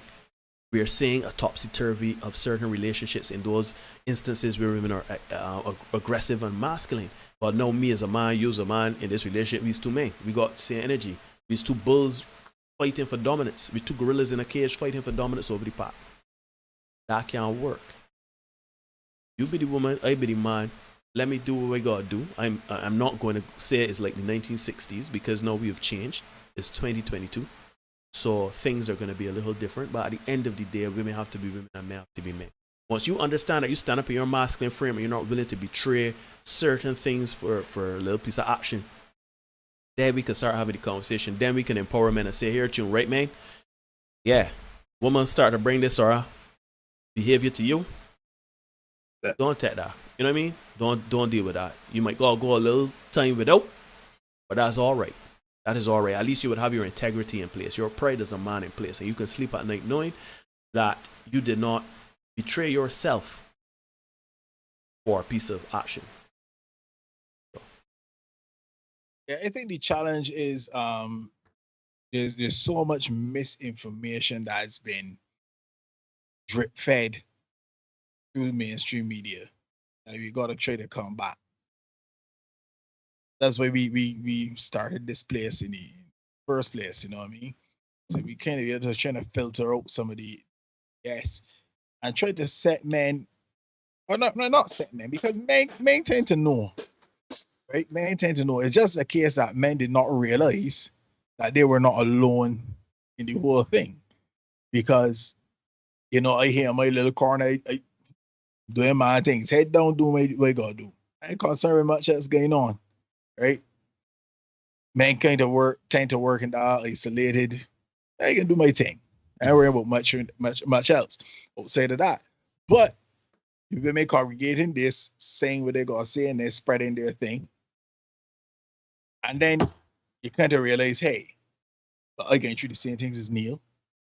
Shoot, I can through the same things as Anton. I can through the same things as Steve, Aston, Marlon. And it's only when we get together now, we start to talk. We realize, well, hey, we can't all be crazy. And we aren't all crazy. So something is that we've been told is inaccurate.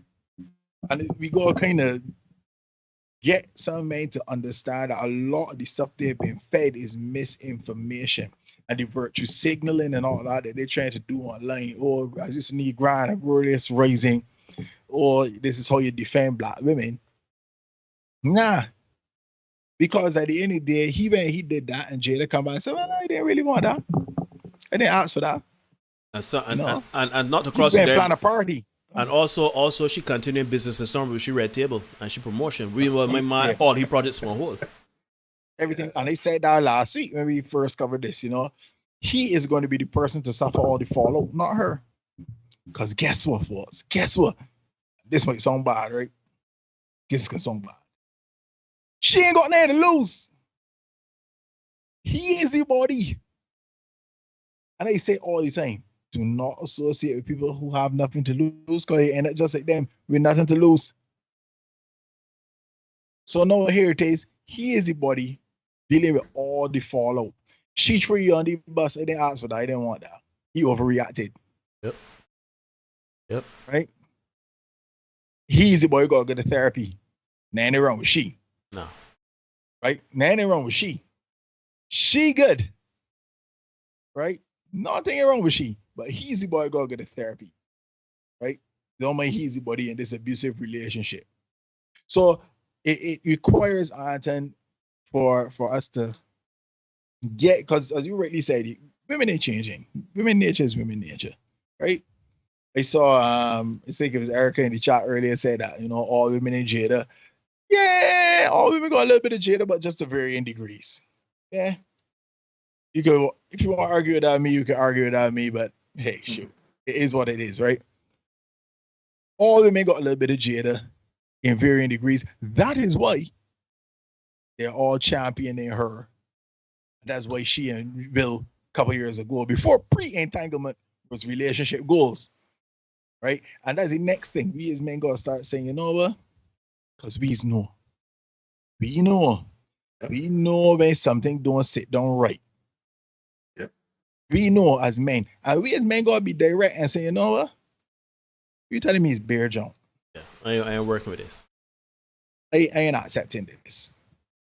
I ain't telling you don't do it, but I ain't accepting it. And we as men need to be able to do that. Do your thing, but I ain't accepting that. So you can make it your mind if you want to be here or if you want to be over there, but I ain't accepting that. Yep. Right? Because when we covered this some months ago, Will and Jada debacle, and they brought, he's bringing the receipts, and there was an article I read when they were talking about some book I think he released, and he said they tried the monogamous thing and it didn't work. Why? Because that was what he wanted in the terms of the traditional relationship. She wasn't about that.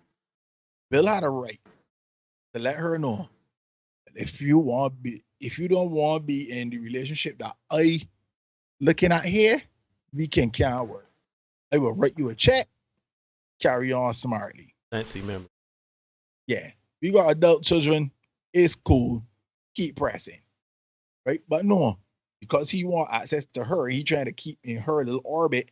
All right, let me try this whole entanglement thing. All right, you do your thing, I can do my thing over here. We ain't hearing nothing but none of he dirty laundry in the road. She put a table, she said on the right table, that right table wasn't burning. She said on the right table, tell she had a young boy, her son's friend, let's talk about that. She had her son's sick friend destroying she guts. And she sit down at a table for the world to see until she husband saw. She could have said, again, y'all stop them from saying what they want to say. Y'all stop them from doing what they want to do. It is you as a man to decide if you can accept it. So she could have said what she wants to say. That's cool, that ain't no problem. Speak your truth, as I like to say these days. But when you done speak your truth, pack your things. Yeah, for me. Pack your things. Or you will cut a check. You hear from my lawyer. Or you cut a check. Good nickname. And that's where men need to start moving. If the women don't, shout out to Eric in the chat. If the women don't want to submit, that ain't no problem. That ain't no. Over there for you. It's cool. You want me to protect you, but you don't want to listen to what are you saying? You want to do what you want to do? That ain't no problem. Over there with you. But too often, we accept the ish because we telling ourselves, man, it like she, or man, I want the sex, so I can try it this way. Even though we know that way is bare junk. So, and that's part of it. For 2022, I've decided, in my journey to masculinity, I've decided that I intend to be more direct. Right? So that's what I'm working on for 2022. Being able to speak directly and communicate what I want, exactly how I want to. Again, without rancor, without angst, without being offensive, just saying exactly what the situation is. I think Will Smith needed a bit of that. Yeah. So I mean, yeah. I think I like the question that you asked, Atten, and I do like what Derek said in terms of being a man. Don't tolerate foolishness. You have a set of beliefs. Once we can establish your masculine frame and what that looks like to you as a man, it is simply to ascertain who fits in our orbit or who does not. It is just like our core principles and beliefs.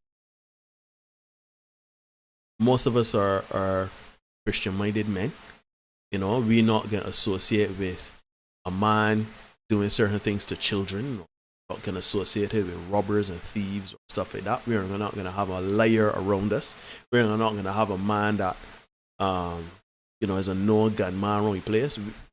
That just is not in us. We may have friends like that, but we are not going to allow them in our immediate orbit to say that these are men that we can involve them in our business, in our family, in our day-to-day lives or anything. Right?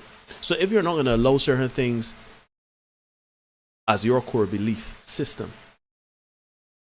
make being a man and the framework of a man that you deem it to be, let that also be your core principles. Right? Because it's very simple. Once you just accept that you're not allowing the foolishness around you, and there's nothing wrong, once you come to that realization, it's simple. If you want to do certain things for yourself, if you want to dye your hair, you want to wear a cow's outfit, if you want to do whatever you want to do, my role here is not to tell you what to do and what not to do. Right? Mine is not to enforce my will upon you.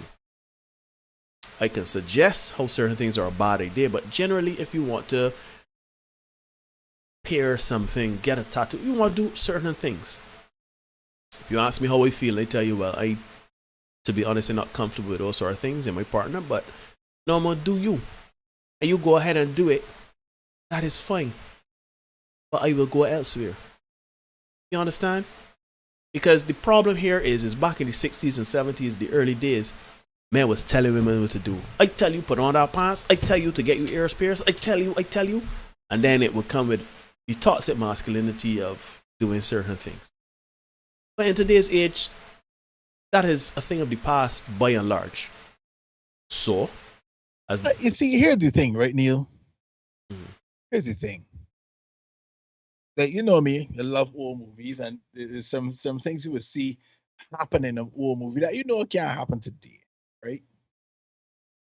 Having said that, you would find that women still like some of those things that would happen that you would see played out on screen in the old movie. If you do them in real life, sorry, certain men do them real life, women still respond favorably to those things. I ain't tell you, but yeah, what she hearing, not necessarily well. Shoot.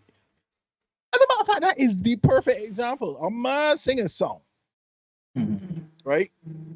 What she hear and bullshit. And it was the biggest tune in Barbados for long. Imagine that, right? Yeah. It was the biggest tune in Barbados. About a woman I start like she playing it in the car. She 9 or 10-year-old daughter in the car next to she playing this thing loud. Right? So at the end of the day, as much as they say, they don't like toxic masculinity from certain people and certain men, let me keep it real. So let me come back to this question now, because you talked about things back then. Let me ask you, Anton, what do you think then? Do you think is a correlation between, or women see a correlation between authority and tyranny? That is their fear of saying, well, yeah, let me step in line, let me fall in line with this man. Do you think that is the case, where they think that if they give up their power, that it automatically means that they are going to be mistreated? I mean, I hate talking for women because I'm not a woman and I have no idea how they're. That's not no idea, but so what I guess my insights from my own experience and history is that there is a in the Western world we have bought into the whole, as you said, the movies and the songs and the media that is imbued with the patriarchy, so to speak. But I think that in the Black communities, that is not a reality for us. But it seems as if a lot of Black women have bought into that as something to be fearful of. I think if you look at the Caucasian history in the West, yeah, there was a whole era where women's sexuality was, treated as, something to be hidden, something that was dirty, something that was, to be shameful of. So they have that history going on, and that's their struggle. I think our Black women have kind of taken that on board. Um, and a lot of the other things, especially with third wave feminism and so on.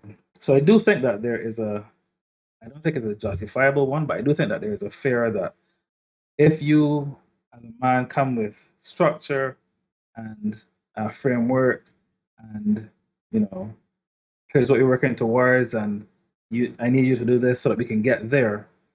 They interpret that as a loss of agency, a loss of power, a loss of autonomy.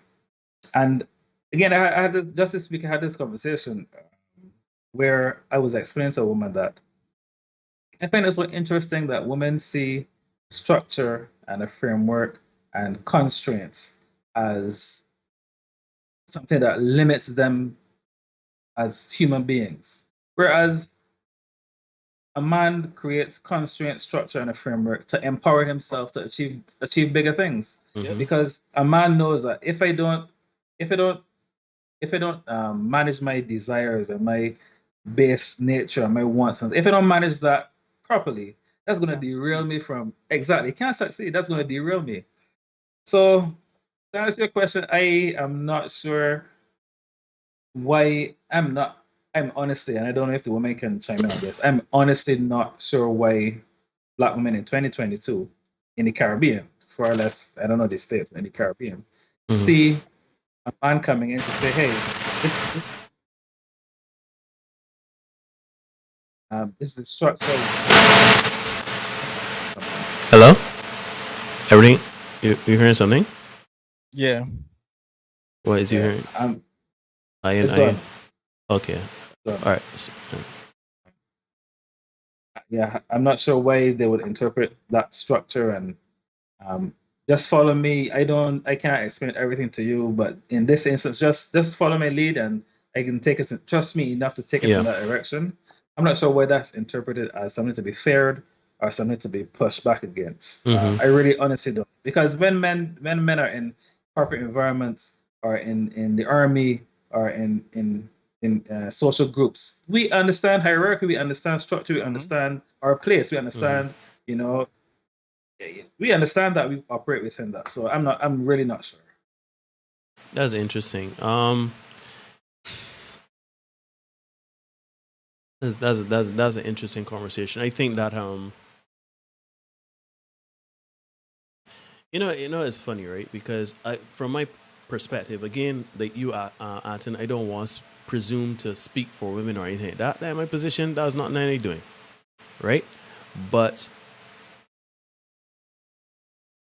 from experience, from things that I have seen, from conversations I've had with women do like authoritative men. Women like men to tell them what to do. I want a man to put me in my place. I want a man to, keep it straight with me and be direct. I've even heard some women say, I want a woman to call me on my BS. I literally dated a woman one time. I dated a woman one time years ago where she was like, first 2 weeks were amazing. And then after 2 weeks, it was a noise every day. Noise. Like she would pick a noise at things. I would call it, like we would call each other on the phone or whatever. And within the first 30 seconds, the woman complaining. Right? Like I remember one time I say, hi, good evening, how you doing? She like, what you mean by that? How we doing? She starting a noise, right? Like, And I was like, what's no vampire? And then at one point, I was like, yo, so what happening? Like, what's the reasoning, right? Like, we had a very open and honest conversation. Like, what going on here? Why all of a sudden now you looking to get into a space of arguing all the time and stuff like that, right? And the woman told me straight, I just want to see what I could get away with, and to see if you're the type of man that put me in my place, and I want to know if you are the type of man to get offended or get vexed or anything like that. I want to know what I could get away with. I want to know what's my limits with you. And I was like, all right, Thanks for your memories. I think I can just keep it pushing because this is such a weird time to be alive, fellas. Weird time, right? Because on one hand, a woman likes a strong man. A man that is no nonsense, is direct, and say, here tune, here trap, we going out your road. We going out your road, we gonna buy a plot of land, I can marry you in 3 weeks, and that's what we doing. A woman wants that. Right? But then when you acquiesce to a woman would get in certain circles and get in certain spaces and say, I want a man to do what I want. Women are the prize. We want a partnership, right? So it leaves me, honestly, and Derek could tell you this, I struggle with this almost daily because I cannot juxtapose what people say in public, on social media and around their own people versus what they want in a man. And I don't have to go on anecdotal. People come in here and say all the time, women have said what they wanted in a man. Women want men to be direct. So then why are we trying to create a space where men are acquiescing to women? And if it is a case where women want men to acquiesce to women and want essentially women to be equal partners or to lead, then why are those men that are willing to acquiesce not necessarily having the relationships that they want? You know what I mean? So it's a weird time because if you stand up for yourself as a man, if you stay in your frame, you are toxic. If you don't, you are. I've heard women say, "I don't want no pussy. I don't want no pussy for a man. I want a man that can slap another man. I want a man to defend me. I want a man that could hold me one side and shake me and tell me, yo, you doing bare junk. Because you know me, I contentious. So I want a man to put me in my place. I want a strong man. I want a firm man." Right? But you see, we're coming back today, Neil, all the time. You see, all the time we're coming back to physical violence. Yeah, because women don't know how to. Women have no Women idea. don't see leadership or anything like that from a man past physical violence. And that's the problem. That's where we are, right, folks? It is 9:47 in Barbados and the rest of the Eastern Caribbean. You are watching the Senate podcast here on YouTube. Like, share, comment, subscribe, hit the notification bell, folks. We got 16 likes from YCN, and yeah, we can hit the like button some more, get it up. We don't mind. We got Anthony, the host tonight. And here we got a little video. We can call this an intermission if you want to call it that. We can show the video, but before we dive into the comment section and read some of these comments that we got here tonight. This is your girl here again saying I'm talking. Yeah, my ran out there, so we get some entertainment. Yo, I tired, yo. Anyhow, let me get it. Let's get it. Here we go. Patrons, say it at you one more time. Give two craps what people feel about this bald head of mine. Why didn't you tell Will? Let me play that again, because that's hilarious. Give two craps what people feel about this bald head of mine. Why didn't you tell Will? Well, to be fair, she told the world, so she hoped Will was watching. Yeah, man, we're here tonight. Yeah. All right, let me dive into the chat a little bit. The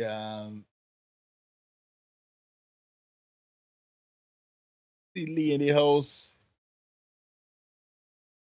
See Marlon saying, I hope he has a good 401k because at this rate he might end up scrunting.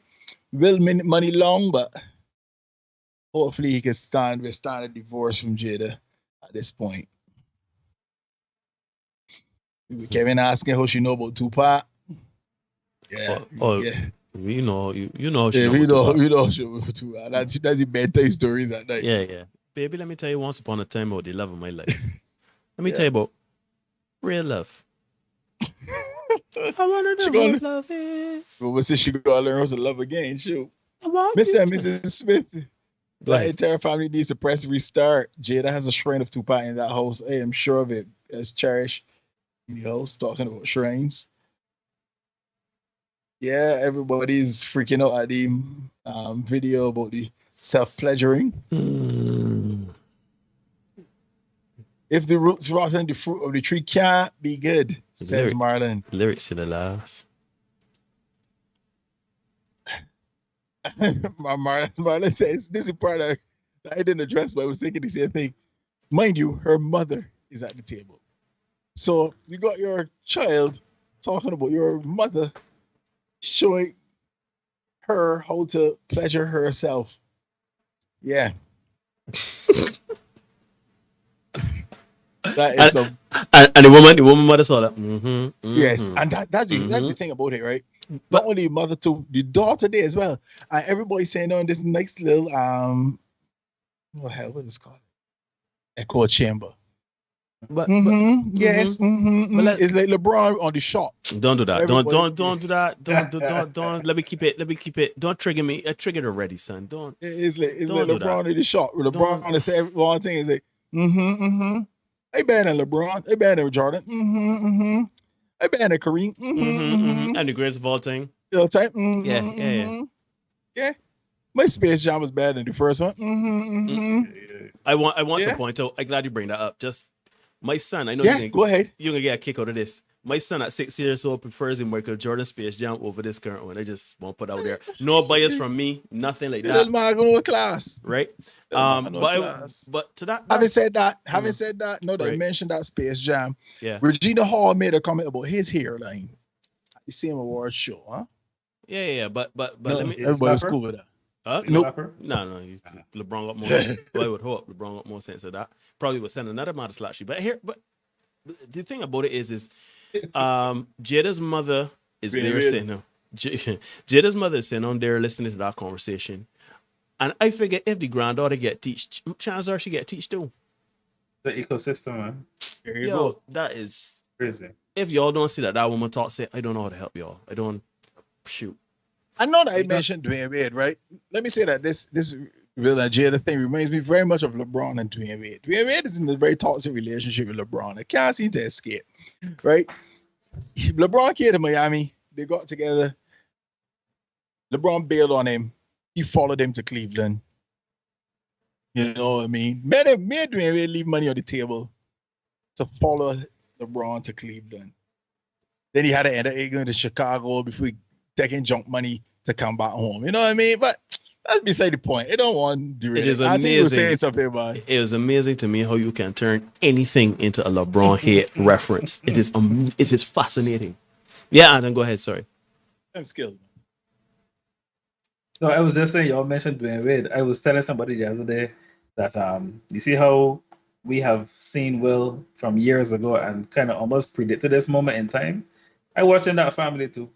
Yeah, he put the clock. Yeah. Dwayne Wade on the clock. Yeah. Believe it. Rian says, Will boy, you are a victim of emotional abuse and you don't even know it. Yeah. Marlon said, I speak for the race. We need a trade. Yeah.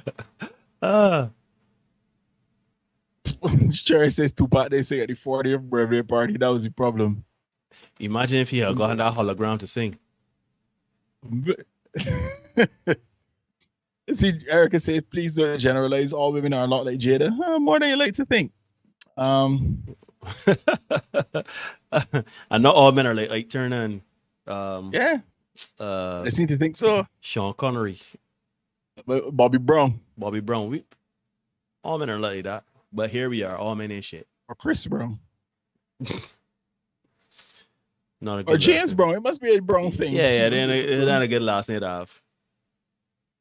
Agree. Start looking for anything to protect and discern what is worthy of your protection. Amen, cherish. Will is so broken. I don't think he knows. He doesn't know up from down. Says Rian. A bottle or something to the back of the head is reality. Yeah, you can't just turn your back on a man after you bring some violence. Erica, Will Smith overreacted. I don't think Jada wanted that kind of reaction, but it is just a manifestation of Smith's issues, one of which is Jada. She's like the issue. I know we talking about the abuse and thing that you would have suffered as a child and all that, but you know, when you try to be too woke, deal with your shit. Initiating violence don't mean you get to determine how people respond to said violence, says Tango Fox. Correct. Facts. And says I think she enjoyed every minute of it, Erica. She did. We showed that video last week. She had a good big belly laugh when it went down. Yep. Yeah. Not getting involved in anything unless I know the parties involved in the situation. Correct, Justin. Slap was more symbolic than anything. I think if Will was really pissed, he would have punched him. It was solely just to satisfy Jada by the boy fetish. Yeah, you're trying to do things to convince a woman that don't love you. I men do this all the time, you know. You'd be a girl is feeling you, but you trying your best. You open to all with all the gestures and trying to make this woman feel something that she doesn't feel. Fellas, it don't work. And this goes back, it's funny, Derek. This goes back to Anton's question about being in your masculine frame and empowering men. If a woman, Derek said this probably on one of our first episodes. If a woman ain't about you today, she might marry you, she might take you on, but she ain't really about you. Trust me. She just finds you useful. Because at the end of the day, because as Derek said, at the end of the day, another man riding up on his BMX that he cobbled together from 3 bikes. And he might get in there and roasting that woman, and that woman giving him all of what you should be getting as her man and husband. So my Marla would say a money a banana. Yeah, a money a banana. So yeah.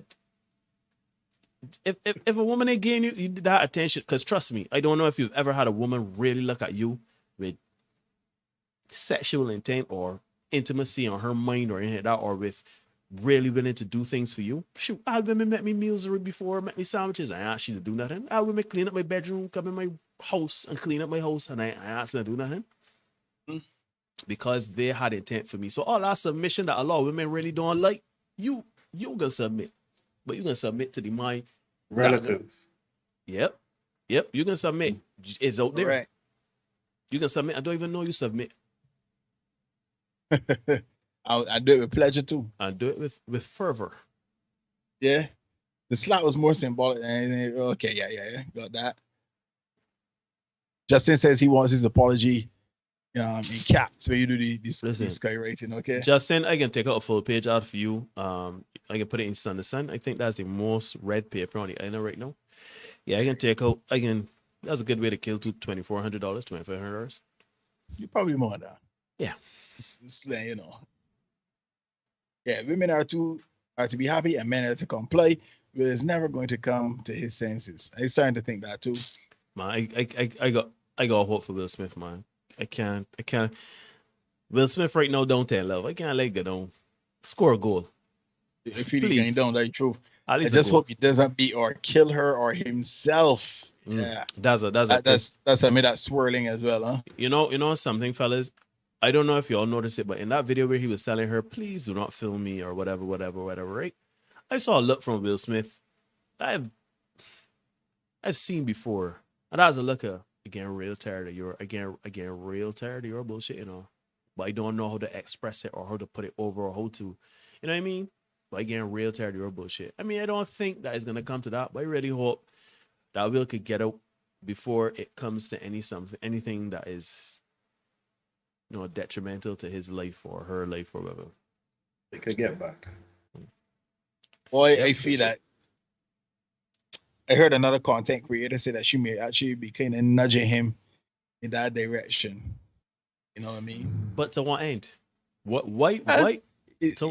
You get all as opposed to half, and then you still get to wild out in the mansion with whomever you choose to wild out with. You know what I mean?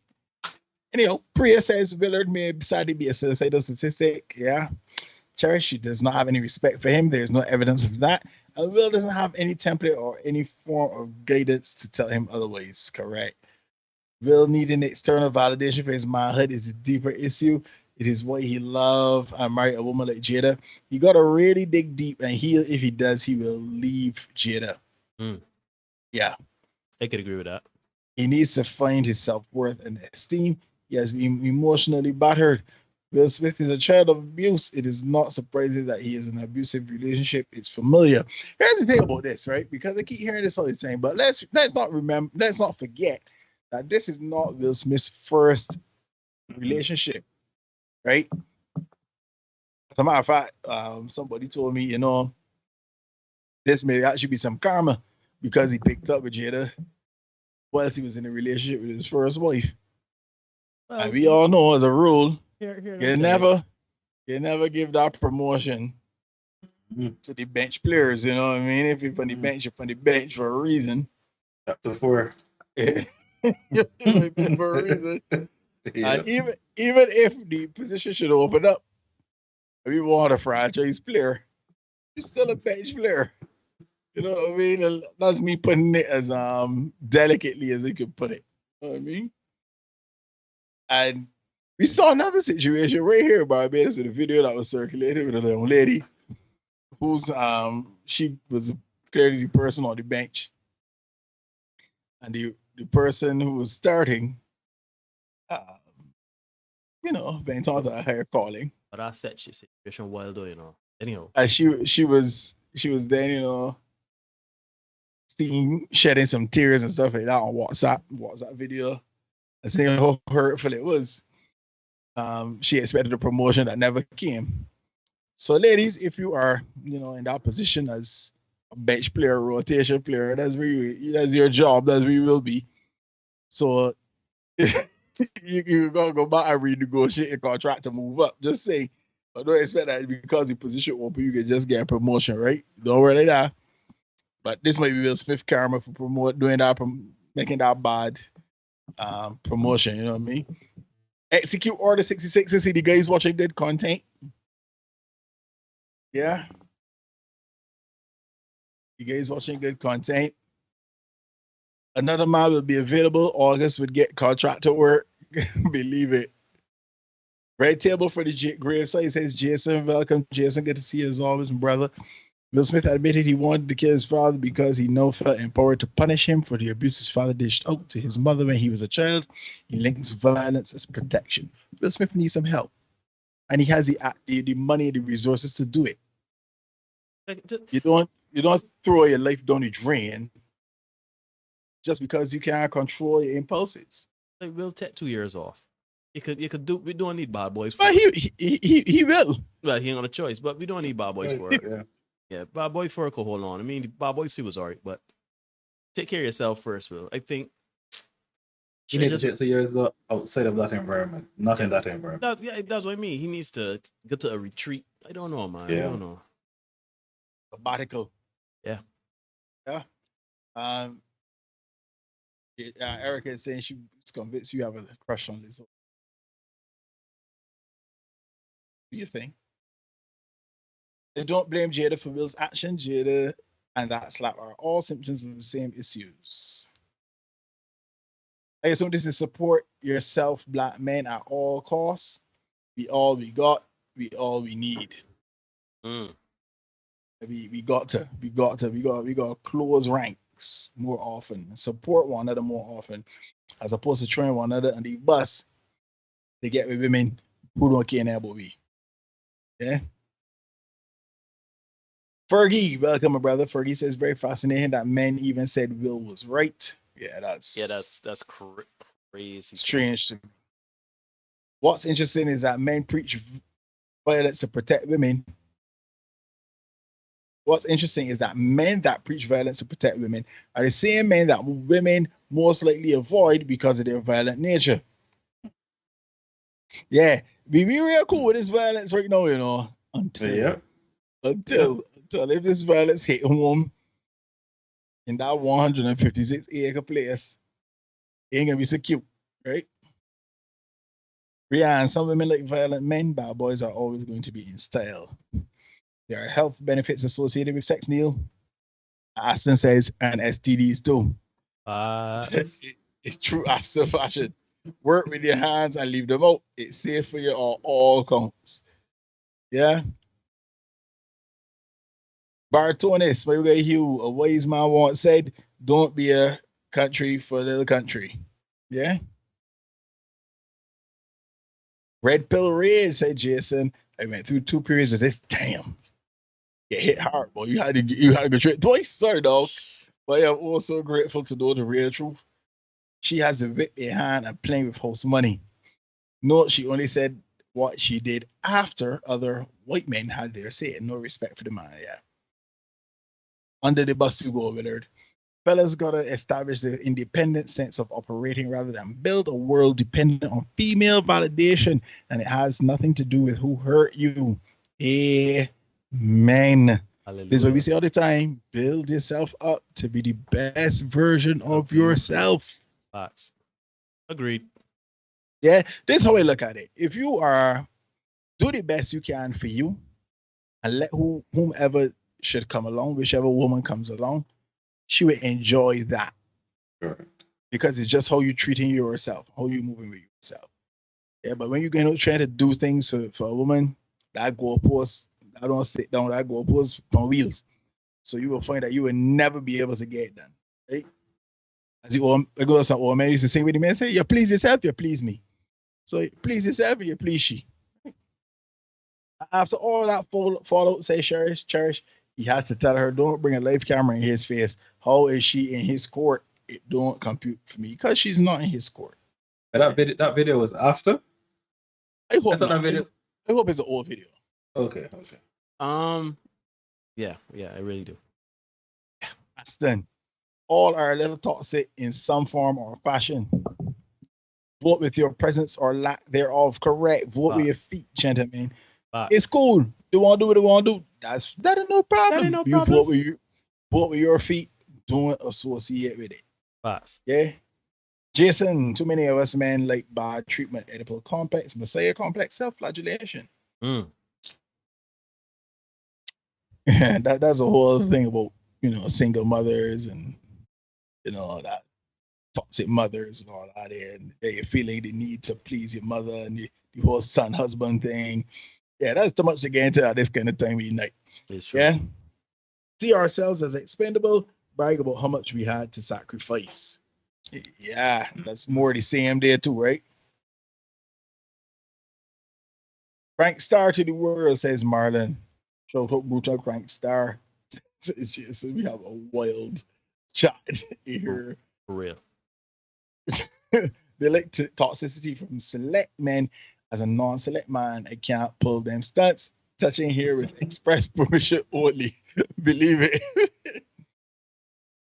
Steven, this way here. Don't talk about how women gets cheated, but know every word of Call Me If by Dexter Daps. They're probably going up in the drive-in and sing is driving that with Dexter Daps show is.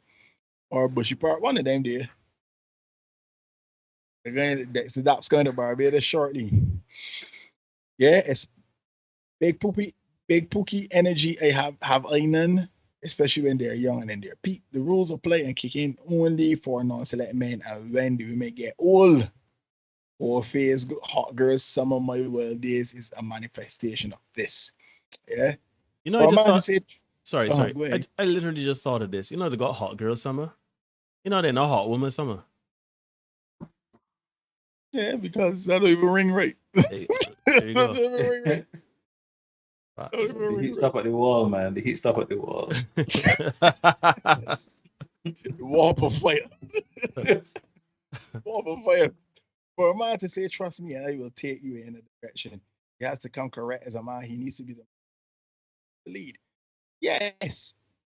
You see, women tend to approach this thing as, I can just follow any man. We're not saying to do that. Maybe you're saying get involved, but the reality is so many women out there going to get themselves entangled. Yes, they said entangled with a man that can't do nothing for them, ain't no use. And then there's a case of, well, let me try to work this. So after the fact, you're going to get pregnant for a man going to job. Then you're vexed when you ain't got no money to give any month come. All men ain't shit. But you get vexed for a man, you get pregnant for a man, your man got 10 children. Yours is number 6, 5, 7, and 8 from his wife. But you vex. Because the man don't take you on. The man married. You man sit with the man. What the man was married. The man get a child for you. You got a child for the man. What you expect can happen here? You got 10 other children to feed. How we can take on yours? But then you vex to the world, all men and shit. You know what I mean? At some point, you have to choose better. And that's where men need to start. As Austin said earlier, vote with your presence or lack thereof. Vote with your feet. Right? As soon as men stop accepting these things, it will de-incentivize, if that's a word, the behaviors. Yeah? Go ahead, Auntie. You got something to tell me. I was just gonna say, I stop making OF millionaires, man. I'm saying, Jeez, oh, bread. Yeah, take off your subscription. I'm sure you can find some porn coming to your phone through WhatsApp easy. So, know what I mean? Join a group with all men and you can get a surplus of porn. You don't need no OnlyFans. Yeah, stop enriching these women. But then they turn wrong. I tell you, jump, and then you complain about it. So women, choose men that you can actually trust to lead you. And when you do that, trust the men. Yeah, trust the men. Because this is what you got to say about that, right? There are men and there are women that are making great choices in partners, and we don't hear or see from them in social media or in these platforms or spaces. Do you know why? Because they're busy. That's a happy girl living life. They're busy getting on with it. I don't see Anton. Shoot, I don't even know what Anton's wife look like. I don't see the woman on social media. I don't see the woman posting and talking about how I want to get you a be a bad bitch or I could be a queen that you deserve it. I don't get on with it. Because they somehow suspect that if she was doing that, she wouldn't be with Anton. Anton ain't got time for that. Anton doesn't have time for that. I'll be in the streets. You understand? So yeah. Let me just understand. Choose better. Men and women choose better. But women, you gotta know when you choose bad too. You gotta own up, take two. Work on it, fix it, and don't make them same decisions again. Look at Steve here, but is it fair you want him to lead, but only with directions you want? That is it there, Steve. We talk about it in this space all the time. Women want leaders, but only how them want them to lead. Yeah. Rihanna, it's hard, Jason. They've had enough experiences to make me better and hate men, but I've chosen not to be that person. They struggled and they got through that part of life. After they did not know what they want, and will destroy everything to get it in its pursuit. Okay, I get you. How about try his way, and if it doesn't work with you, revise, we try. Yeah. I'm gonna tell you the truth. Women say a lot of things, but they don't always know what they want, so it changes based on the package offered at the time. Women toy with men's emotions. I was listening to content creators today. Man said straight up, yeah, you don't really take women opinions like that. If you want her opinion, ask for it. Because of that very reason, because like, it shifts based on feelings and stuff like that. I'm not necessarily agree with it, but I understand his perspective on why he would say that, right? But I don't deal with that, see what I mean? So I can ask a woman her opinion. I can accept her opinion, you know what I mean? Sorry, I can consider her opinion. Then choose if I accept it or not, right? Yep. I think you both are adults and discuss how you both want the relationship to go. Says Rihanna. Moving with intention. People don't do that. Both people work. The man doesn't go to work and bring home the bread, where the woman stays home with children. It's a different dynamic now.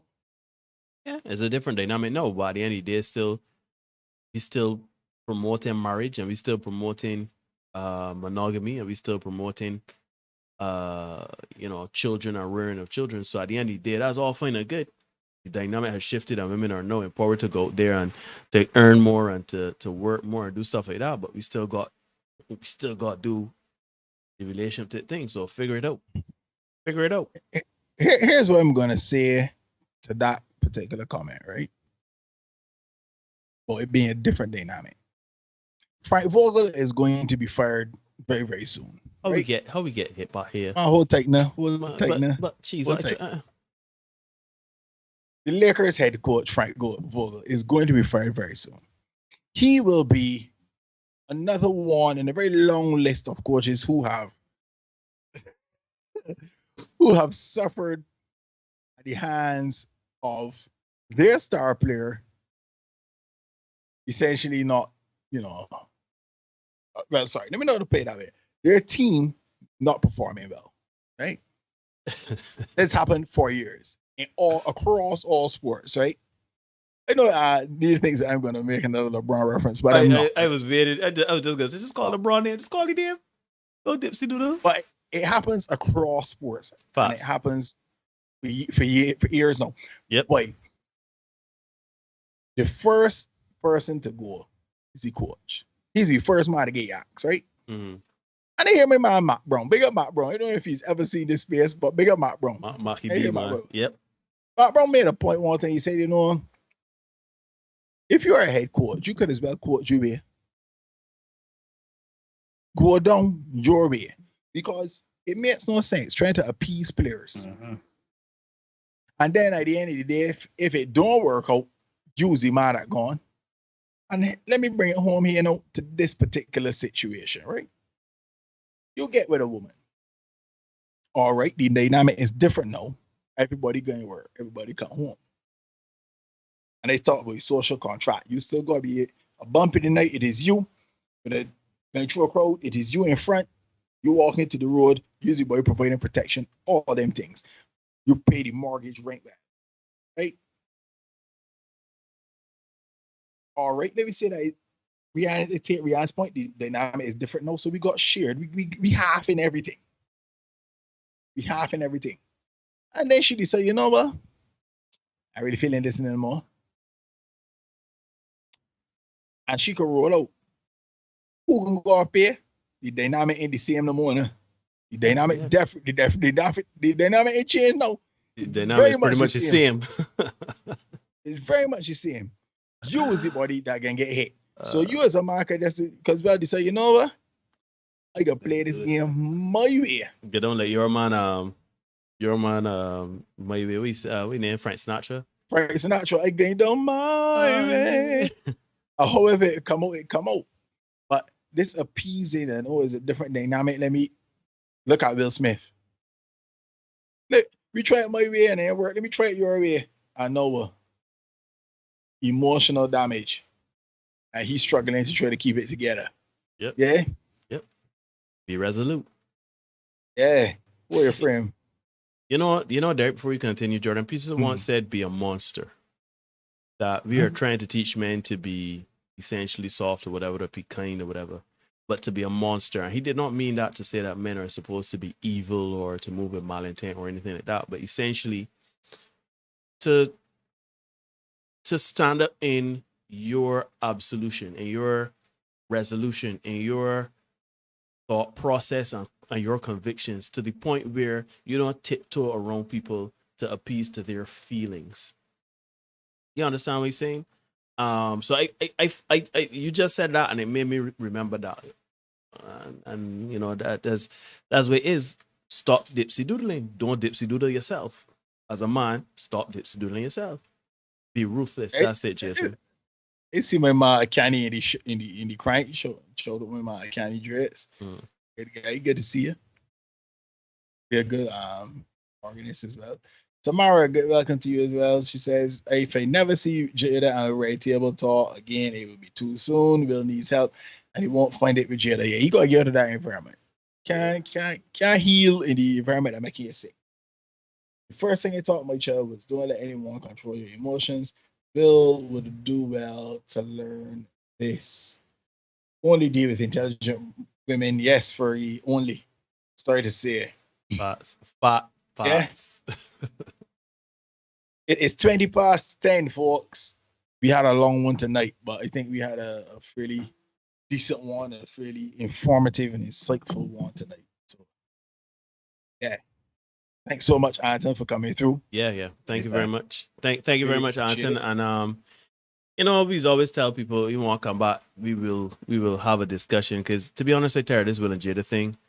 So we can have a conversation that is more or less well, no, it ain't gonna be less inflammatory, but it would be not as triggering on dealing with this foolishness that went on. So again, anytime, you know, we the door is open, we really do appreciate it, because you know, it's funny, Derek, we've kind of gotten into a routine of bringing guests that are married men and having them talk about their experiences as married men. Now, Anton obviously is a married man. He's a very successful married man, in my opinion, because he does, I ain't get into Anton business, but he has been fruitful and he's multiplied.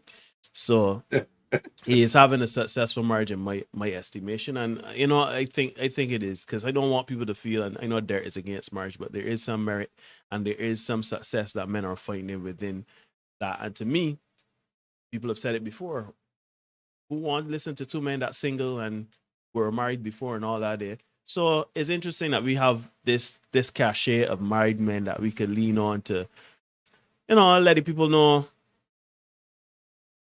don't choose no Jadas, please. Don't choose no Cardi B's, no Megan Thee Stallions. Anyhow, thanks again, Anton, for coming on. Yep. Yeah, man. As you said, we gonna have Anton come back. We got some more. Obviously, we have more topics to discuss. You know what I mean? We ain't done yet. More to come. But you can ignore reality all you want, but you cannot. Consequences of ignoring reality. Neil and Levy do not make up the rules. We just make sure you know what they are, right? So, be the best version of you for you. We will see you guys again very, very, very soon. Look up for a short coming tomorrow. Got some more content coming for you next week. So yeah, man, be safe out there in these COVID times. Remember, be safe. We'll see you all next week. Peace and love.